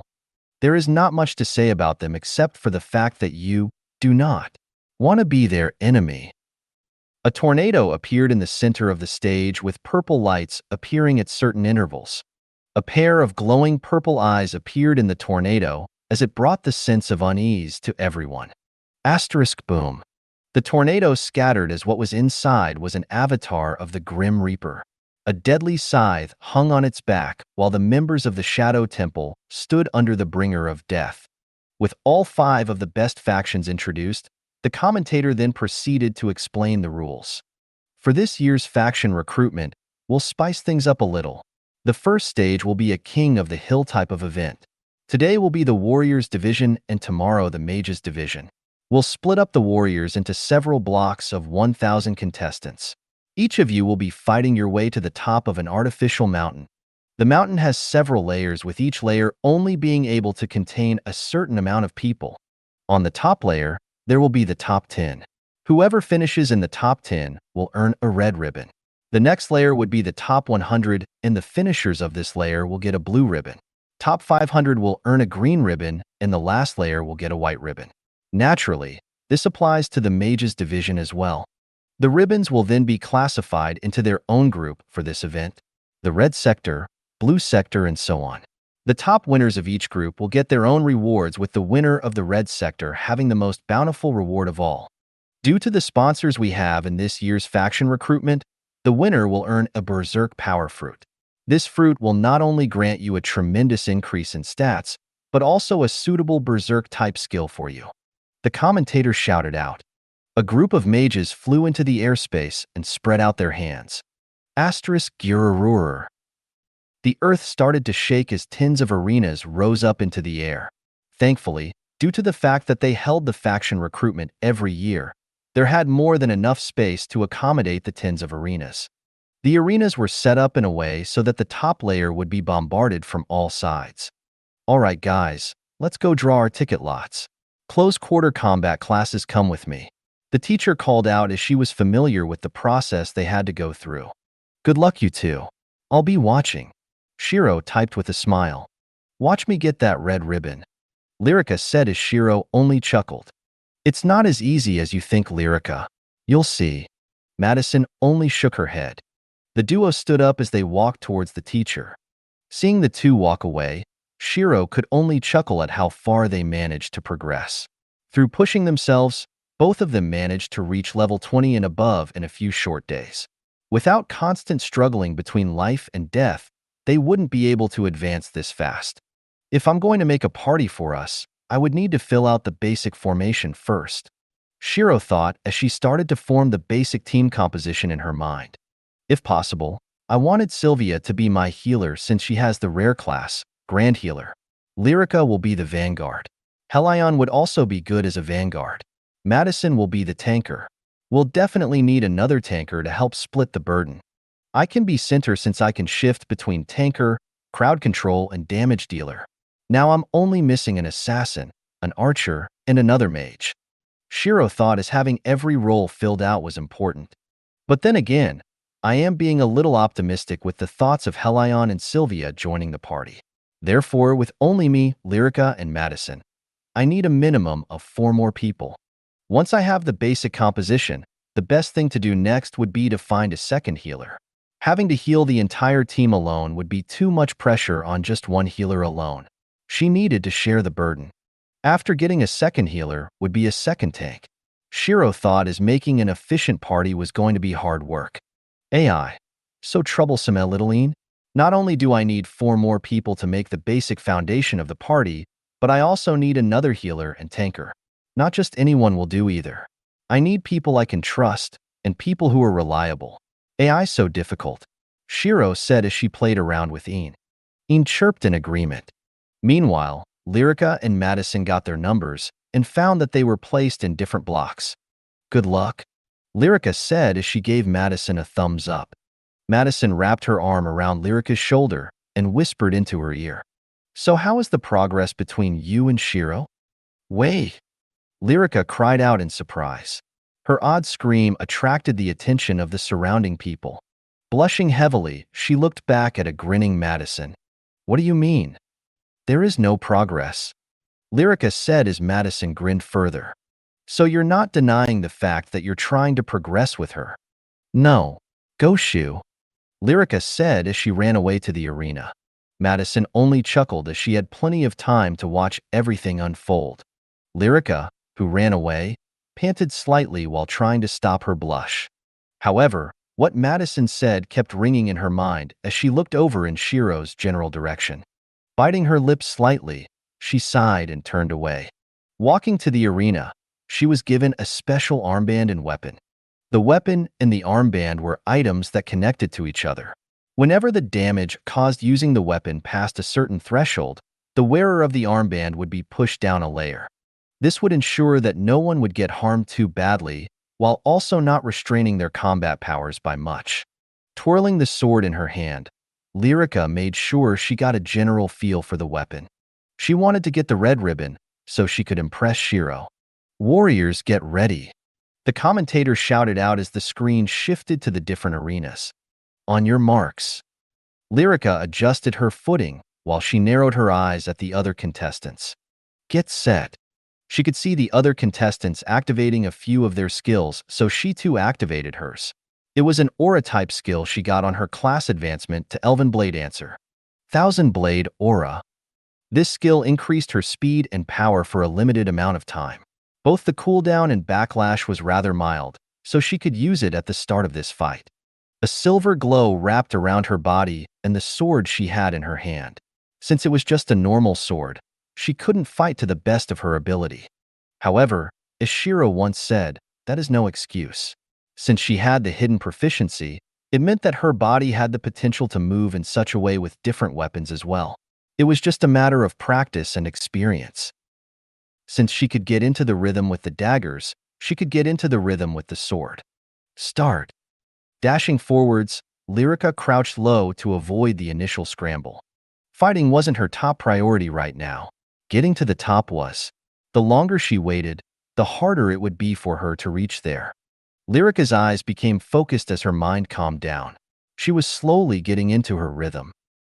Boom, boom, boom, boom, bam. Sounds of combat rang out continuously as Lyrica ducked and dived through the attacks. Rolling slightly, she slid on her feet and orientated herself. Asterisk dang. She blocked a strike from someone else's sword. Han LVL 20, swordsman. Seeing that it was another level 20, Lyrica sighed slightly. Shifting her sword, she redirected his blade to hit the guard of her sword. Twisting the sword, she smashed Han's chin with the tip of her sword. If the sword was a real sword, it would have been a fatal blow. With that single attack, the armband registered the attack to be fatal and sent Han flying to the back of the current layer. So hitting any of the fatal areas counts as a one-hit kill, Lyrica thought. She was about to continue her run when a sword light slashed towards her. Reactive Guard. Activating one of her skills, her arms moved to counter the skill easily. Looking over at the person who sent the slash, Lyrica realized them to be a level 24 sword veteran. Crouching low on the ground, she charged towards him. Sword lights continuously shot towards her. Sidestepping the few that she could, she struck down the lights she couldn't dodge. Pivoting on her foot, Lyrica narrowed her eyes and increased her momentum. Asterisk bam. The two swords collided harshly. Crouching down, Lyrica swept her leg outwards, tripping up the level 24. Slashing at the nape of his neck, Lyrica was once again able to go for a one-hit kill. Quickly wiping her sweat, she looked around and saw the level 50s already occupying the top layer. Frowning slightly, Lyrica understood that she wasn't able to earn a red ribbon with her current power. She was just a level 22 Elven Blade Dancer.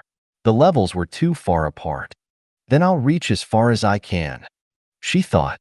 Putting power into her legs, Lyrica dashed forwards with her sword, ready to be drawn. Asterisk papa. Quickly slashing twice, she managed to one-hit kill two adventurers that weren't looking at her.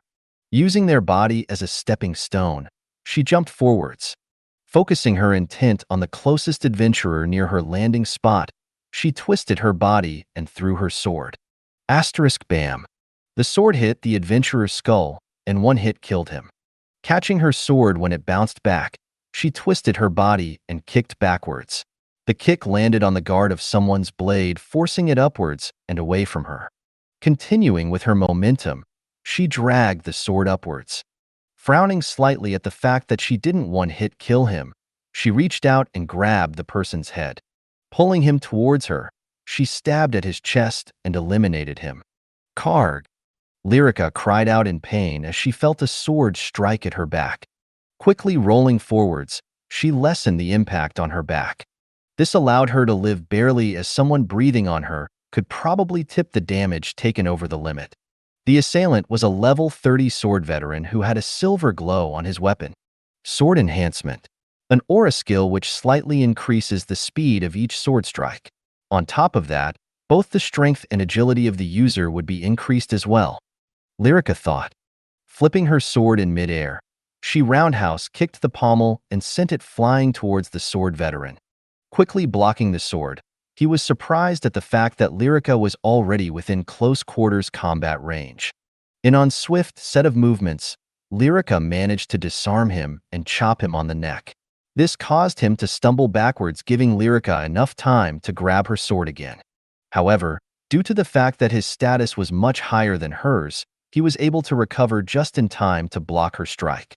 Pulling the sword towards him, he aimed to knee her in the stomach. Lyrica jumped upwards and dodged his knee. Placing her hand on his knee as a support, she kicked him in the forehead.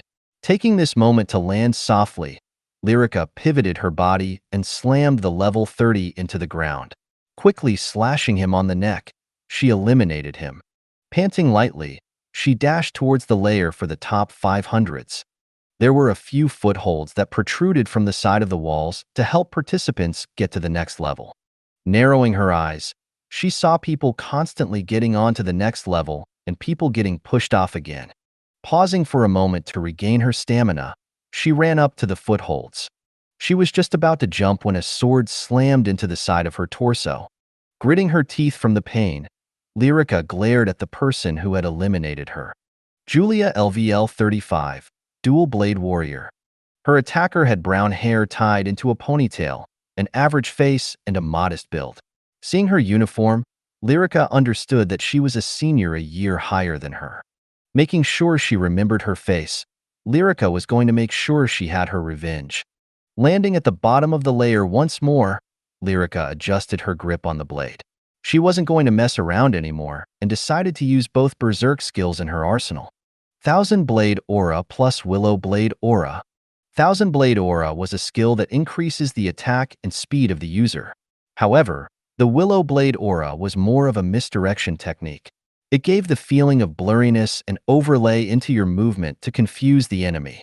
Much like the leaves of a willow tree, your image constantly shifts around. As the two auras activated, there seemed to be several images of Lyrica overlapping with each other. Dashing forward, she left a slight trail of afterimages, confusing some of the participants. Seeing two adventurers fight in front of her, Lyrica twirled the blade and held it in a reverse grip. Judging the distance with her eyes, she jumped and twisted her body. The sword struck the first guy's neck before following through by slashing the other person in half. While they weren't harmed for real, their arms bands threw them back at the start. Lyrica landed on her right foot before charging forwards again. She was too cautious last time and wasted a lot of precious opportunities. Right now, she was going to do exactly what her class was for. Charging through like an unstoppable sword. Leaving a trail of light and flying bodies behind her, Lyrica charged towards the next layer with ruthless efficiency. While her movements may not be perfect just yet, it was more than enough to deal with people lower level than her. Not to mention, she was taking advantage of the time they were stunned to finish them quickly.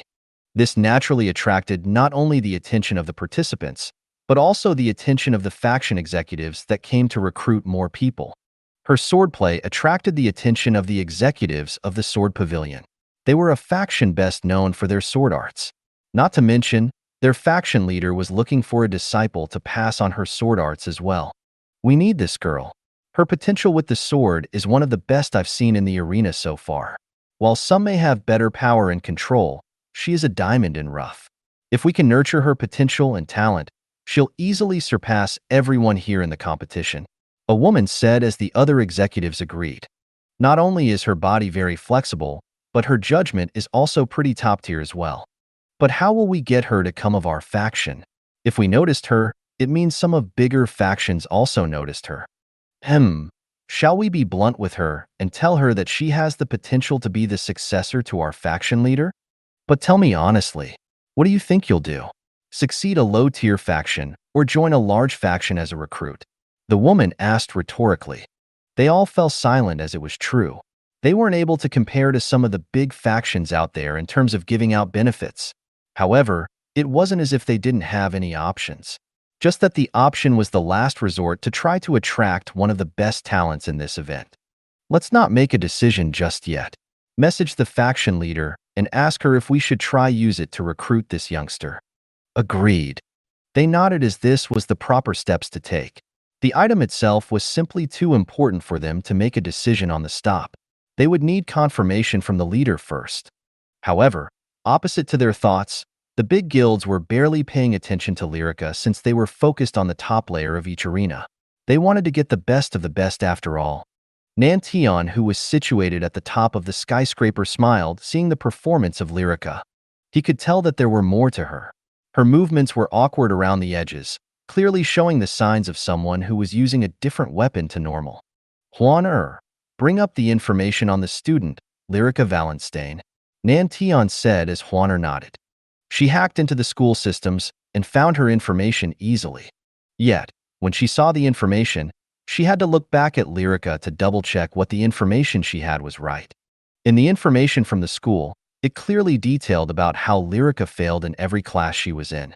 Not only was she low-leveled and bad at combat, but her personality was always meek. Yet right now she was the complete opposite. Her level shot up within the last few weeks and even classed up to D rank.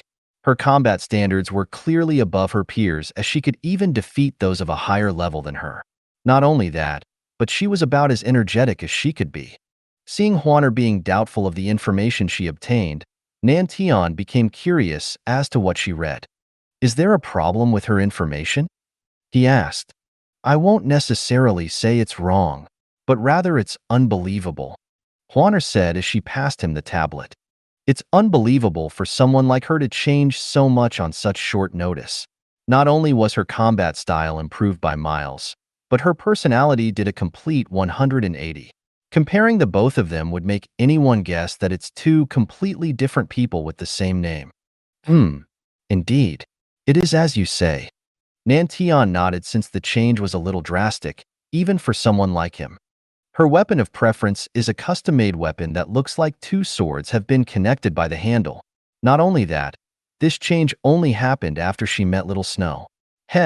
Seems like Little Snow is nurturing up someone to be her companion, Nan thought, as there were several clues hidden in the records. They all point to Shiro helping Lyrica with both her combat experience and status level. If I get Lyrica into the Sword God branch, perhaps I can get Little Snow to join the sect as well. This will also give me the chance to explain the sect to Little Snow. Since she doesn't like having her freedom restrained, the sect should be perfect for her, Nan thought with a happy smile. The sect he belonged to isn't well known to the common people. However, the high-leveled factions have all heard of the sect. They were amongst some of the best factions in the world, and the rules were a little less restricting. They're allowed to join another faction as long as they respond to the sect's call for help in times of need. Naturally, there were a few rules in place to stop the spreading of the sect. It was a privilege to the talented, and not every Tom, Dick, and Harry could join the sect after all. If she knew about this, it would be hard for Little Snow to find a proper reason to reject joining the sect. It didn't restrict her freedom, and neither did it place a constant watch over her. Nan thought. Huaner, after this event, send the clips of Lyrica to the Sword Gods branch. I want to see if she can gain their approval and receive the invitation to join the sect. Okay. Huaner replied simply as she knew Nan never joked around with anything to do with the sect. If he wanted Lyrica to join, that means he sees something in her that will benefit the sect. Noting down what Nan wanted to do, they refocused their attention back onto the event. Most of the placements were already decided except for a few that still had the potential to attack the next layer. In the time they had talked, Lyrica was already closing in onto the next layer. Top 500. Lyrica charged forward with her mind, scanning everyone she needed to eliminate. On her path up, 5 people were climbing to the next layer. Planning out her way of attack, she twirled the sword and threw it to the first enemy.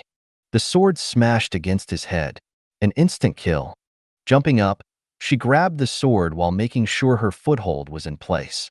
She stepped hard on his body and jumped towards the second victim. Kneeing him in the ribs, she twisted her body before slashing him at the back of the nape. 2 down, she thought. Tilting her head up, she narrowed her eyes on the third victim. Compressive power. Lyrica used one of the skills that came with her equipment. This skill allowed her to gather the force of her body in one short burst. The backlash will cause her to freeze up for a moment, but she had already planned the next steps. Asterisk boom. She jumped towards the third victim with incredible momentum. Asterisk bam. Her sword struck the woman's head and eliminated her easily. Her body froze up as she expected, but her flight path was already determined. Scraping the sword against the wall, she jammed it in one of the cavities and supported herself from falling. The short 2 seconds where her body was frozen felt long as she narrowed her eyes at the next 2 victims. It seemed like they knew each other since they were protecting each other's backs. Sam LVL 25, swordsman. Steve LVL 26, swordsman. Swinging her body onto the sword, Lyrica crouched down and jumped towards the two. Asterisk bam. Sam managed to block her strike while Steve took notice and attacked her. Twisting her body, she avoided the strike. She followed her momentum whilst kicking Steve's chin. That caused him to recoil backwards from the force. Grabbing Steve's collar, Lyrica swung him towards Sam and slashed at them both. Due to the fact that Steve blocked his view, Sam wasn't able to react to her strike. Eliminating the duo, Lyrica didn't have anyone else blocking her path to the top 500s. Crouching down, she dashed from one foothold to another. She left a trail of afterimages since her Willow Blade aura was still active. Landing softly on the second layer, she quickly bent backwards as she dodged a sword strike. Attacked the moment I reached this layer. Seems like this layer's fight is more desperate than the one below, Lyrica thought. Flipping backwards, Lyrica charged at the assailant in a zip-zag maneuver. Asterisk bam. The sword clashed with each as they came face to face. Lyrica didn't hesitate to headbutt her enemy. The force caused both of them to recoil with pain, while she threw her sword at the same moment. Striking him in the chest, Lyrica eliminated him and sent his body flying back to the start. SSSS. She breathed in sharply from the throbbing pain. Holding her head, she regretted acting impulsively. A heavyweight seemed to have been placed on her body since both her berserk-type skills wore off. Frowning slightly, she looked around for a place she could rest for a second. Naturally, there were none, but she was looking for an area with fewer fighters. Dashing towards the area with only 3 people fighting, Lyrica could already feel her speed drop dramatically. While it wasn't to the point where she'll not be able to fight, it would definitely be a hard fight. Trying to make sure her presence was as small as possible, she maneuvered around the trio. This was to make it seem like she was fighting with them while in reality, she was resting. However, the reality was often disappointing since they found out straight away. One of the fighters branched off and started to attack her. Coup! Blocking his heavy downward strike with a lot of difficulty, Lyrica kneeled heavily on her right knee. Scott LVL 30, Axe Warrior. Gripping her sword with both hands, Lyrica struggled with the power behind his axe. Glancing to the side, she released one of her hands and allowed the axe to overpower her. Shifting her body to the right, the axe slid off to the left due to the lack of weight in her sword. Asterisk bam. Having successfully redirected his slash, Lyrica attacked his torso. Asterisk dang. The sword collided with the axe since Scott's stats allowed him to recover before her attack succeeded. Quickly jumping backwards, Lyrica created some distance between her and Scott. The level is too far apart, Lyrica thought with a frown.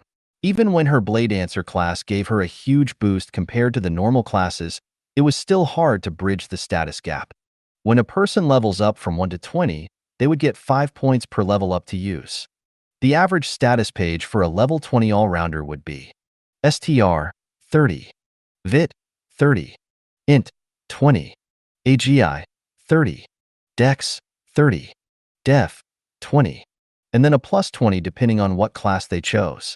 A mage would have a plus 20 in INT, a warrior plus 10 in STR, and plus 10 in VIT, etc. This, however, was a one-time boost. After level 20, the average class gave 150 to 175 points for you to distribute, and then automatic points depending on your second class. Her Blade Dancer class gave her an astounding 225 points per level, not including the automatic status. In addition to this, she already knew the Blade Dancer class gave her incredible STR and AGI, since just these two stats could be compared to people 2 levels higher than her.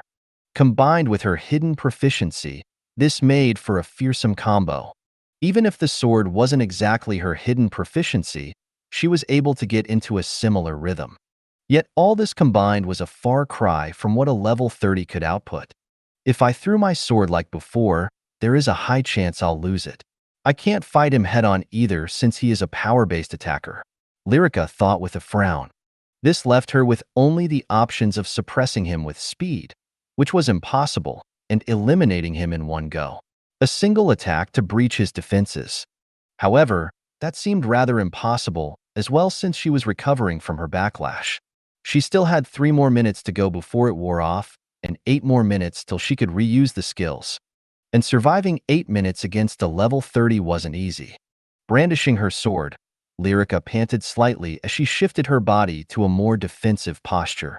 Scott charged towards her with his axe dragging across the ground.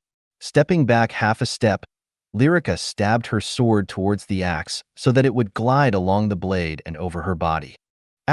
Dang. Her plan worked slightly since the axe did indeed miss her body. But this resulted in her feeling a lot of the resultant shock through her body. With her muscles contracted from the pain, it was hard for her to reposition herself to fend against the following attack. Seeing the axe chop towards her, Lyrica gritted her teeth and threw her body away from the impact zone. Bam. Rolling on the ground heavily, Lyrica was glad at the fact that she was able to avoid the axe narrowly. Scott didn't mind and jumped towards her. He used the axe warrior's skill, ground impact.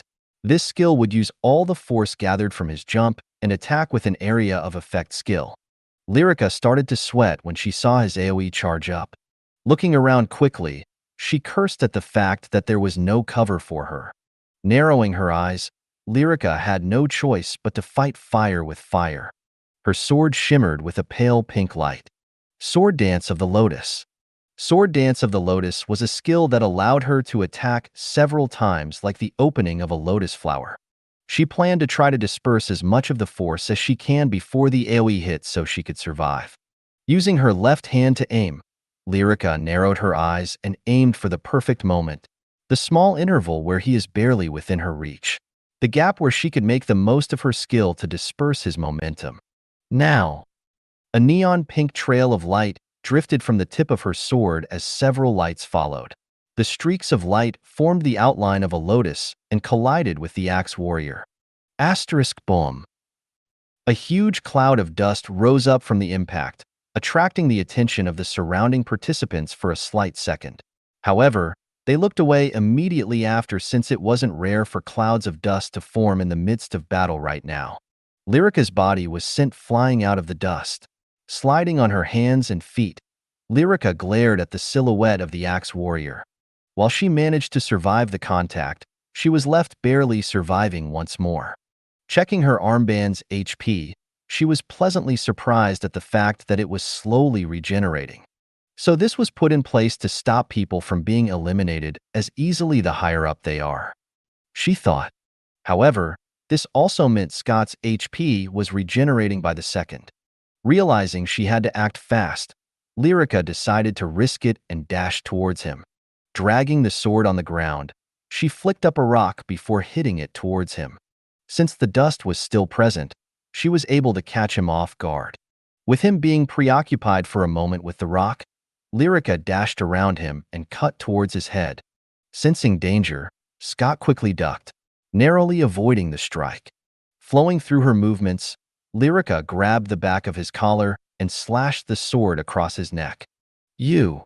Scott cried out as he wanted to take her down with him.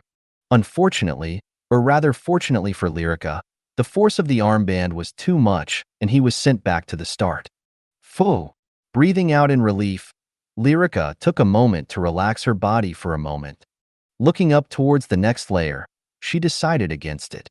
If I'm struggling with the top 500, I won't survive the top 100. They're filled with level 40s to 50s. Lyrica thought. I should use this moment to hone my combat prowess with people similar level or slightly higher than me. She concluded.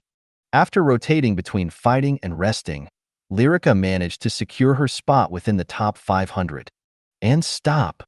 Cease your fighting. The first quarter of the Warriors division has finished. May the current participants leave the arena. The staff will clean up before the second quarter can enter. Walking away from the arena, Lyrica managed to find Madison before they returned to Shiro. Madison, Lyrica called out. Lyrica, how did you do in your arena? She asked.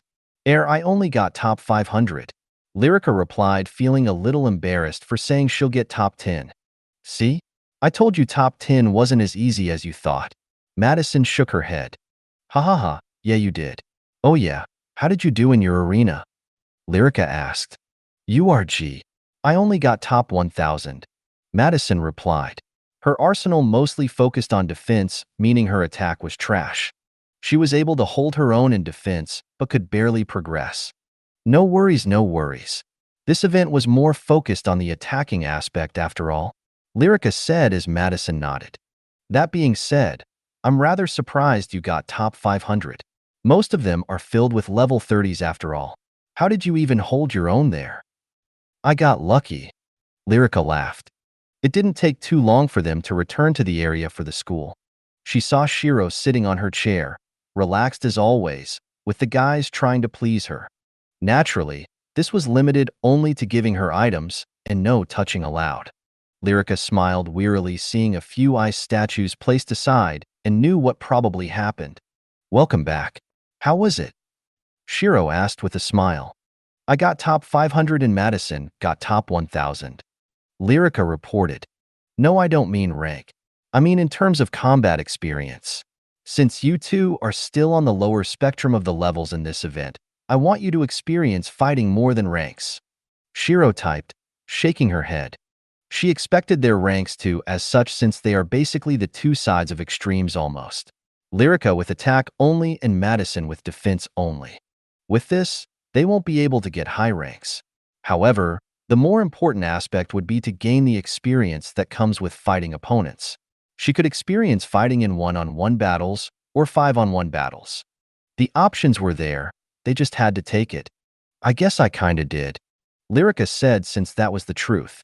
She had to fight tooth and nail to keep her spot in the top 500. Same.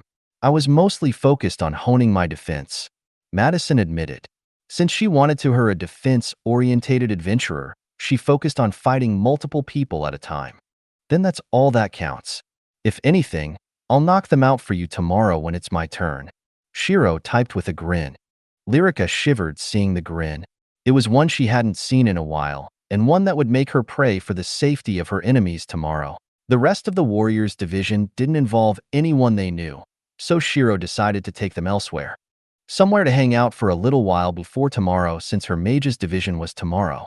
So where do you two want to go? Shiro asked. Anywhere really. I just want to rest for a bit. Lyrica shrugged. In that case, then why don't we go to an amusement park? Madison suggested with a grin. Amusement park? What's that? Shiro asked as this was a foreign term for her. Both Lyrica and Madison were shocked by this. Normally, kids her age would at least know a little about the amusement park. Yet, they could see the honest confusion and curiosity in Shiro's eyes. You've never been to an amusement park? Didn't your parents take you there when you were younger? Madison asked. No, they didn't. Shiro shook her head. Rather, the only memory she had of her parents were that of peaceful ones. She would help them occasionally with chores and play around with some of the younger kids. Since her family lived in more rural areas, they didn't have much electronics. Thinking of her parents made Shiro a little nostalgic and sad due to the fact that they died without seeing her grow up fully. Then again, I suppose seeing me get experimented on would bring them more pain, Shiro thought with a heavy heart. Lyrica didn't know why, but she felt Shiro's mood take a sudden shift towards sadness. Perhaps it's something to do with her parents. Lyrica thought. Then let's go. The amusement park is a place where you can enjoy yourselves. Lyrica smiled as she grabbed both Shiro's and Madison's hand. Huh? Wait. Why me? I can walk. Madison cried out, shocked at the sudden increase in speed. Shiro only chuckled seeing Lyrica's enthusiasm and decided to play along. After calming down slightly, Lyrica released the two. So what exactly is in an amusement park? Shiro asked. It's mostly just a place where you pay money to enjoy rides. There are things like roller coasters, Ferris wheels, and other adrenaline-inducing rides. Lyrica explained. If you want adrenaline, then why don't you fight a monster in a dungeon? That gives you quite the pump of adrenaline. Yeah, but that's to improve your combat standards. This is to just relax and have fun, Madison replied as she bought herself a drink from the street vendors. Want some? She offered. No thanks. I'm good. They both rejected. Madison only shrugged seeing their response. So you say it's to have fun? Seems interesting. Shiro typed out as she was quite curious as to what people in this world enjoyed. And so far from what she heard, it seemed like the amusement park was something common for the children for New York to experience. Arriving at the amusement park, Shiro was surprised to see the huge rides that were available. People were screaming in excitement and raising their hands when they dropped down on the roller coaster. Since we're here pretty late, we'll only go for a few rides. Shiro looked around with curiosity and pulled down her hood. Letting her midnight blue hair drift behind her, she attracted the attention of the surrounding civilians. Een flapped her wings and landed on Shiro's shoulder. While she was looking around, she saw cotton candy on a stick and was rather surprised. Narrowing her eyes, she scrutinized the fluffy pink sweet.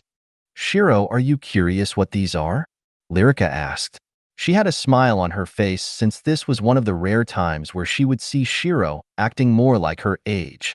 "Yeah, they look like clouds, but the composition of these clouds are clearly made from sugar." Shiro typed out since her nose could smell how sweet the cotton candy was. Lyrica only smiled wearily when she saw Shiro back in her usual character. It would feel rather odd for Shiro to act like a child after all.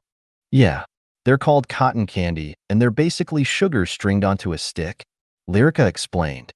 That sounds rather interesting," Shiro thought. Now that she had a chance at life once more, she should try to experience everything she could. Walking up to the stand, she paid for cotton candy. While she couldn't taste it, she was rather curious for the texture. Taking a bite of the sweet, Shiro recoiled back at the texture. She made a face of slight disgust since it felt like she bit on a clump of string. The string would then fuse together before melting apart into nothing. "You don't like it?" Lyrica asked, surprised seeing how Shiro reacted to the cotton candy. "Not my cup of tea. The texture is a little strange for me." "Do you want it, little Een?" Shiro whispered. Een turned her head away as she reacted the same way Shiro did. "You want it, Lyrica?" Shiro asked since she didn't really want to waste the candy. "Can I?" Lyrica asked. Shiro was taken aback at her enthusiasm. Seems like she really likes the cotton candy, she thought, handing over the sweet. Madison only face-bombed, seeing the slight misunderstanding between the two. In her opinion, Shiro looked like an older sister who was giving her little sister a piece of candy, while Lyrica looked like she enjoyed the indirect kiss more than the actual piece of candy. Walking over to one of the rides, they queued up for a while. The ride they chose was the biggest roller coaster available in the amusement park. Since time was short, they wanted to try the best-looking ride first. Paying for the tickets, they were seated down and secured to the carts. Shiro frowned slightly since she didn't have much control over her body due to this. "If the cart derails or anything of the sort, I might struggle with protecting the three of us," Shiro thought with a frown. The feeling of not being able to control her body to the fullest made her fidget a little. Asterisk clang clang clang. The cart started to move as Shiro made sure she was in a position ready to jump out and float at any moment. "Oh, wait, mimey, Goodddd. Madison shouted out since she was surprised at how fast the cart was actually going. Since the current riders of the coaster were all level 20 and above, they were allowed to increase the speed for more thrill.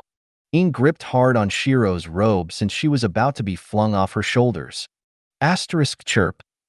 Een cried out in a panic. Shiro only giggled and reached out for Een. Placing Een on her lap, Shiro re-evaluated the security since she could see the structural integrity of the ride is as strong as ever. Seeing that she was rather safe, Shiro decided to relax a little and enjoy herself. Lyrica felt relieved seeing Shiro smile on the ride. When the ride finished, Shiro was pleasantly surprised at how much she actually enjoyed the roller coaster. "And not going to lie, that was pretty fun," Shiro typed out. "Though not being able to control my body as much did feel uncomfortable." "True, but that's where the thrill comes from," Lyrica grinned. "URG. Thrill it may be, but not one that I liked," Madison replied, looking a little pale.